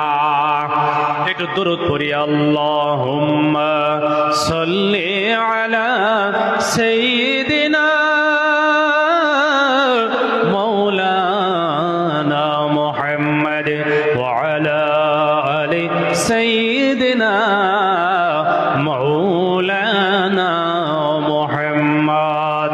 আমার যুবক বন্ধু ও মুরব্বী বাবাজিরা, যেদিন নবীজির ইন্তিকালের সময় হয়ে গেল, নবীজি দুনিয়া থেকে বিদায় হয়ে যাবেন, সাহাবারা পাশে গিয়ে বসে যায়, নবীর পাশে পাশে সাহাবারা বসে থাকেন। যে সময় নবীর ইন্তিকাল হব 2-3 দিন আগে সব সাহাবা নবীজির পাশে বসে আছে। হঠাৎ করে নবী তাকায়া দেখা আবু বকর সিদ্দিককে বলতেছেন, আবু বকর, তোমাদের সবাইকে দেখি, কিন্তু আমার বিলালকে তো দেখি না। বলা যাবে কি মারহাবা। আবু বকর সিদ্দিক আরো যারা সাহাবা ছিলেন তারা বললেন, ইয়া রাসূলুল্লাহ, ইয়া হাবিবাল্লাহ, আপনার বিলাল আজ কয়দিন থেকে দানা পানি ছেড়ে দিছে, আপনার বিলাল আজ কদিন থেকে ঘুম ছেড়ে দিছে, আপনার বিলাল আজ কদিন থেকে খানা পড়া ছেড়ে দিছে গো নবীজি। ইয়া রাসূলুল্লাহ, ইয়া হাবিবাল্লাহ, আপনার বিলাল মসজিদে নববীর কোনায় বসে বসে কাঁদতেছে, আপনার পাশে আসে না। নবী বললেন, আবু বকর, উসমান, ওমর, আলী রে, আমার বিলালকে হাজির করো। তারা বলতেছেন, ইয়া রাসূলুল্লাহ, বারবার ডাকলাম, আপনার বিলাল আপনার পাশে আসে না। কেন আসে না, কেন আসে না? আপনার বিলাল বলে, নবী দুনিয়ার থেকে বিদায় হয়ে যাইবে, এখন আমি রাসূলকে দেখলে আর ঠিক থাকতে পারি না। জোরে একবার বলা যাবে কি সুবহানাল্লাহ? নবী বললেন, আবু বকর, উসমান, আলী, যাও আমার বিলালকে ডাকো। আলী রে, যাও যাও আমার বিলালকে ডেকে আনো। তারা কাছে গিয়ে বলতেছেন, ভাই বিলাল, নবীজি তোমাকে ডেকেছেন, নবী তোমাকে পাশে যাইতে বলেছেন। তখন বিলাল নিরুপায় এক কদম দুই কদম করে করে নবীর পাশে গিয়ে চলে গেলেন। তাকাইয়ে দেখেন নবীজি বিলালকে দেখে আল্লাহর রাসূলের চোখ থেকে পানি দরদর করে পড়েছে। অথচ নবীজি মৌতের সময় ফাতিমার জন্য কান্দে নাই, মা বাবা সংসার সম্পত্তি বিবির জন্য কান্দে নাই, কিন্তু দুনিয়া থেকে বিদায় হয়ে যাবে প্রাণপ্রিয় সাহাবা বিলালের জন্য কান্দে। নবী বললেন, বিলাল রে, তুমি তোমার মা বাবা ছেড়ে দিলা, তোমার বিবি বাল বাচ্চা ছেড়ে দিলা, তোমার দেশ তুমি ছেড়ে দিলা রে বিলাল। আমার জন্য বিলাল তুমি মক্কায় থাকতে, আমার জন্য কলিমা পড়ে কত না শাস্তি তুমি ভোগ করলা রে বিলাল। এরপরে আমাকে ছাড়ো নাই, আমি রাসূলকে তুমি ছাড়ো নাই রে বিলাল। ও বিলাল, বলো বলো, আমি এখন দুনিয়ার থেকে বিদায় হয়ে যাইব রে বিলাল, তুমি আমার কাছে কি চাও, কি তোমার দাবি? তুমি যদি বলো উহুদ পাহাড় বরাবর স্বর্ণ, আমি নবী তোমাকে দিয়ে যাব। ও বিলাল, তুমি যদি বলো তামাম মদিনার বাদশাহী, আমি তোমাকে দিয়ে যাব। ও বিলাল, তুমি যা চাইবা আমি তাই দিয়ে যাবো। জোরে কোন মারহাবা। তার কারণ বিলাল, তুমি আমার কেমন সাহাবা এটা আল্লাহ আমারে মেরাজের রাত্রে দেখাইয়া দিছে। আল্লাহু আকবার কন। ও বিলাল, তুমি আমার কত কেমন কি পরিমাণের কত বড় সাহাবা আমার আল্লাহ মেরাজের রাত্রে দেখাইয়া দিছে। আমি যখন মেরাজ গেলাম, আমি যখন সিদরাতুল মুনতাহা পার হইয়া গেলাম, তখন আমার সাথে বুরাক নাই, আমার সাথে জিবরাইল নাই, আমার সাথে মিকাইল নাই, আমার সাথে কেউ নাই। আল্লাহ রফরফ পাঠাইয়া দিলেন, রফরফে আমি বসে গেলাম, আল্লাহ নিজেই ড্রাইভার হইয়া গেলেন। জোরে বলুন মারহাবা। ও আমার বিলালের, যাইতে যাইতে আমি যখন সিদরাতুল মুনতাহা আখিরি বর্ডার পার হয়ে গেলাম, একা একা একা একা গোপনে গোপনে গভীর রাত্রে, আন্ধার রাত্রে আমি পয়গম্বর ভয় পাইয়া গেলাম। পাশে ছায়া দেখি জিবরাইল নাই, মিকাইল নাই, বুরাক নাই। আমার ভয়ে থর করে কাঁপতে থাকলাম রফরফের পিঠে। তখন হঠাৎ করে আমি তোমার গলার আওয়াজ শুনতে পাইলাম। ওই মেরাজের রাত্রে আমি জানতে পারছি বিলাল, তুমি আমার কত বড় সাহাবা। বিলাল, তুমি যা চাও তাই পাবা। বিলাল বলেন, ইয়া রাসূলুল্লাহ, ইয়া হাবিবাল্লাহ, ও আল্লাহর পয়গম্বর, আল্লাহর নবী গো, কিচ্ছু চাই না, কিচ্ছু চাই না নবী গো, আমাকে কিছুই লাগবে না নবী গো, শুধুমাত্র কেবলমাত্র যেদিন কিয়ামত কায়েম হয়ে যাবে, মা বাবা সন্তানকে চিনবে না, সন্তান মা বাবাকে চিনবে না, ভাই ভাইকে চিনবে না, বন্ধু বন্ধুকে চিনবে না, স্বামী স্ত্রীকে চিনবে না, স্ত্রী স্বামীকে চিনবে না, কেউ কাউকে চিনবে না নবী গো। ওই দিন আপনাকে কোথায় গেলে আমি বিলাল পাবো? নবী গো, আপনি বলে যান সেদিন আপনাকে আমি কোথায় পাবো? নবী বললেন, পাইবা বিলাল আমারে মিজানে আর ফুলসিরাতে। জোরে একবার বলা যাবে কি মারহাবা? ও বিলাল, যেদিন আমার গুনাহগার উম্মত মিজানের পাল্লায় নেকি কমে যাবে, যার যার করে শিশু বাচ্চার মতো কাঁদবে, আমি রাসূল দৌড়াইয়া উম্মতের কাছে যাব রে বিলাল। আবার মিজানের পাল্লাই থেকে আমার উম্মত ফুলসিরাত পার হতে হাত পাও কেটে কেটে নিচে পড়ে যাবে, সেদিন আমি দৌড়াইয়া ফুলসিরাতের ঘাটেও চলে যাবে। ও বিলাল, আমারে তুমি এই দুই জায়গায় পাইবা। মারহাবা কোন মারহাবা। এই কথা বলার পরে নবীজি সাল্লাল্লাহু আলাইহি ওয়াসাল্লাম কিছুক্ষণ পরেই নবীজির ইন্তেকাল হয়ে যায়। নবীজির কফন দফন হয়ে যায়। 3 দিন পর জানাজা কফন দফন হয়ে যায়। আমার বন্ধু নবীজিকে মাটি দেওয়ার পরে 4 দিন পরে, কথা কন কয়দিন পরে, হঠাৎ করে ফজরের নামাজের পরে বিরাট সকাল সকাল হযরতে আবু বকর সিদ্দিকের ঘরের দরওয়াজায় কে যেন নাড়া দেয়। আবু বকর সিদ্দিক রাদিয়াল্লাহু তাআলা আনহু ঘরের দরওয়াজা খুলে তাকাইয়া দেখে হযরতে বিলালের কাঁধে একটা টোপলা বিলাল দাঁড়াইয়া আছে। আবু বকর সিদ্দিক বললেন, বিলাল কি চাও? বড় ভাই আবু বকর, আমাকে বিদায় দিয়ে দাও। কেন কেন কেন?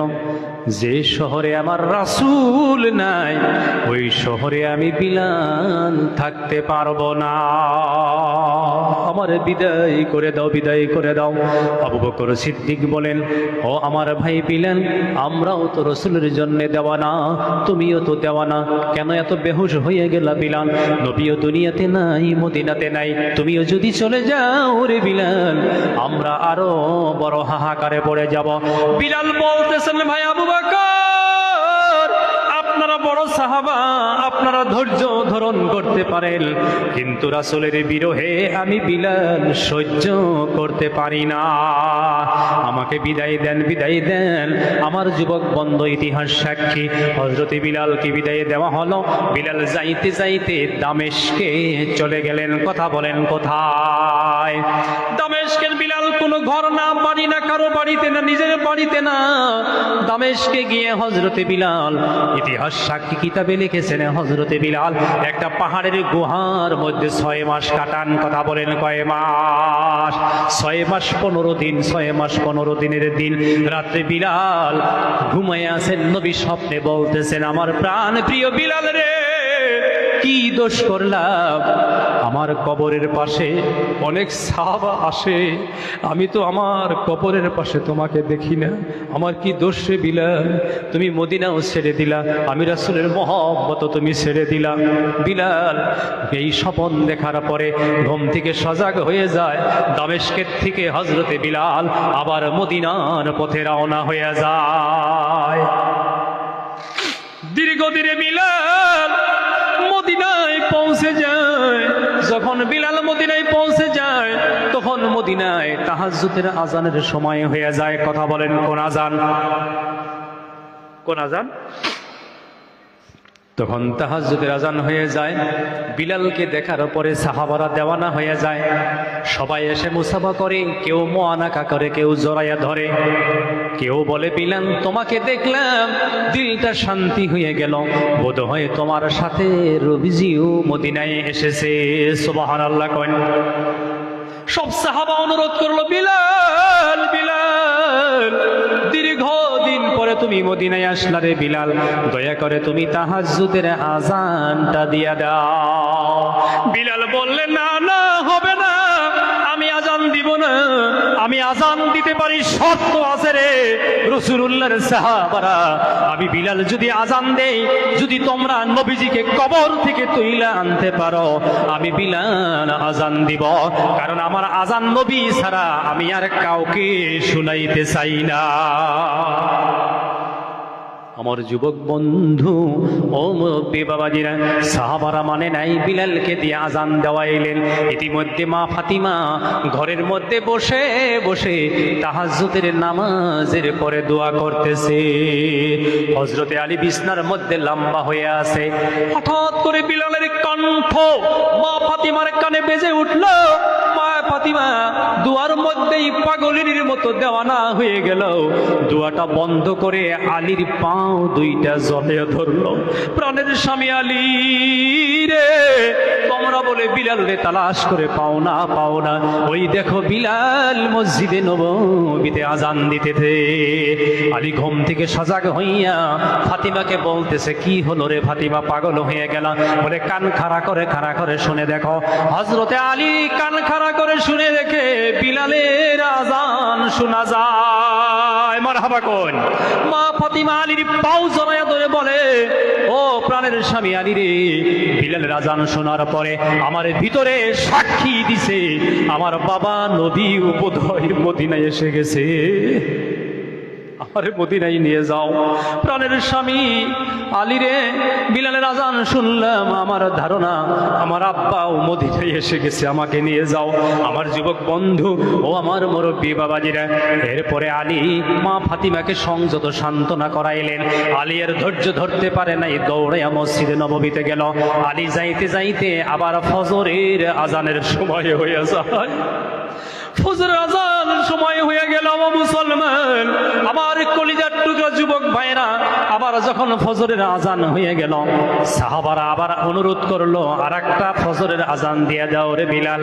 বিলাল কয়, আমি আর দিব না, একটা আজান দিলাম, আমার নবী তো কবর থেকে উঠলো না, আমি আর পারবো না। হাসাইন অনুরোধ করে, হুসাইন অনুরোধ করে, আর একটা আজান দিয়ে দাও বিলাল, তোমার আজান শুনলে নানার কথা মনে পড়ে যায়, আর একটা আজান দিয়ে দাও বিলাল, আর একটা আজান তুমি দিয়ে দাও। আজান দেয় না। শেষে সাহাবারা বলতেছেন, রাসূলুল্লাহ দুনিয়াতে নাই, তুমি হাসান আর হুসাইনের কথাটা মেনে নাও। হাসান হুসাইনের কথা মেনে নিয়ে বিলাল আজান দিয়ে দেয়। তামাম মদিনার মানুষ, মহিলারা, পুরুষ, সমস্ত কিসিমের মানুষ মদিনায় জমজমাট হয়ে যায়। মহিলারা স্বামীদেরকে বলে, প্রাণের স্বামী রে, বিলালের আজান শুনি বোধহয় আমাদের নবী মদিনায় এসে গেছে। আজান শেষ হয়ে যায়। আমার যুবক বন্ধু ও মুরব্বী বাবাজিরা, আজান যখন শেষ হয়ে গেল, হযরতে আলী যাইয়া বিলালের দুইটা হাত ধরলো, আর বিলালকে বলল, বিলাল আজান যদি দিলা, চলো নবীজির রওজায় যায়, নবীজিকে তোমার নামাজের জন্য ডাইকে আনতে হবে। এটা কি সম্ভব? কোনোদিনও সম্ভব না। আলী আবেগী হয়ে গেল, আলী ইমোশনাল হয়ে গেল, আবেগী হয়ে গেল। কিতাবে লিখতেছেন, হযরতে আলী বিলালের দুইটা হাত ধরে ধাক্কাইতে নবীর রওজায় নিয়ে যায়। আল্লাহু আকবার, কোন আল্লাহু আকবার। ও বিলাল, তুমি ডাক দাও, নবীজিকে ডাক দাও। আমার যুবক বন্ধু, আমার মুরব্বী বাবাজিরা, কিছু কিতাবে লিখেছেন, বিলাল নবীর রওজার পাশে গিয়ে আজান দেয়। আজান দিতে ফজরের আজান, হাইয়া আলাল ফালার পরে নবী কবরের থেকে বিলালকে কয়া দেয়, এখন তুমি কও আসসালাতু খায়রুম মিনান নাওম। ওই দিন থেকে এই শব্দ দুইটা বেড়ে যায়। আমার যুবক বন্ধু, আমার মুরব্বী বাবাজিরা গো, আসমানের নিচে জমিনের উপরে আল্লাহর নবীকে যদি প্রাণের চাইতে বেশি ভালোবাসছিলেন, জীবন দিয়া, মন দিয়া, প্রাণ দিয়া, ইতিহাস সাক্ষী, যুবক মানুষ নবীর আশিকি বেশি ছিলেন। জোরে কইন মারহাবা। একটু জিকির করিলা ইলাহা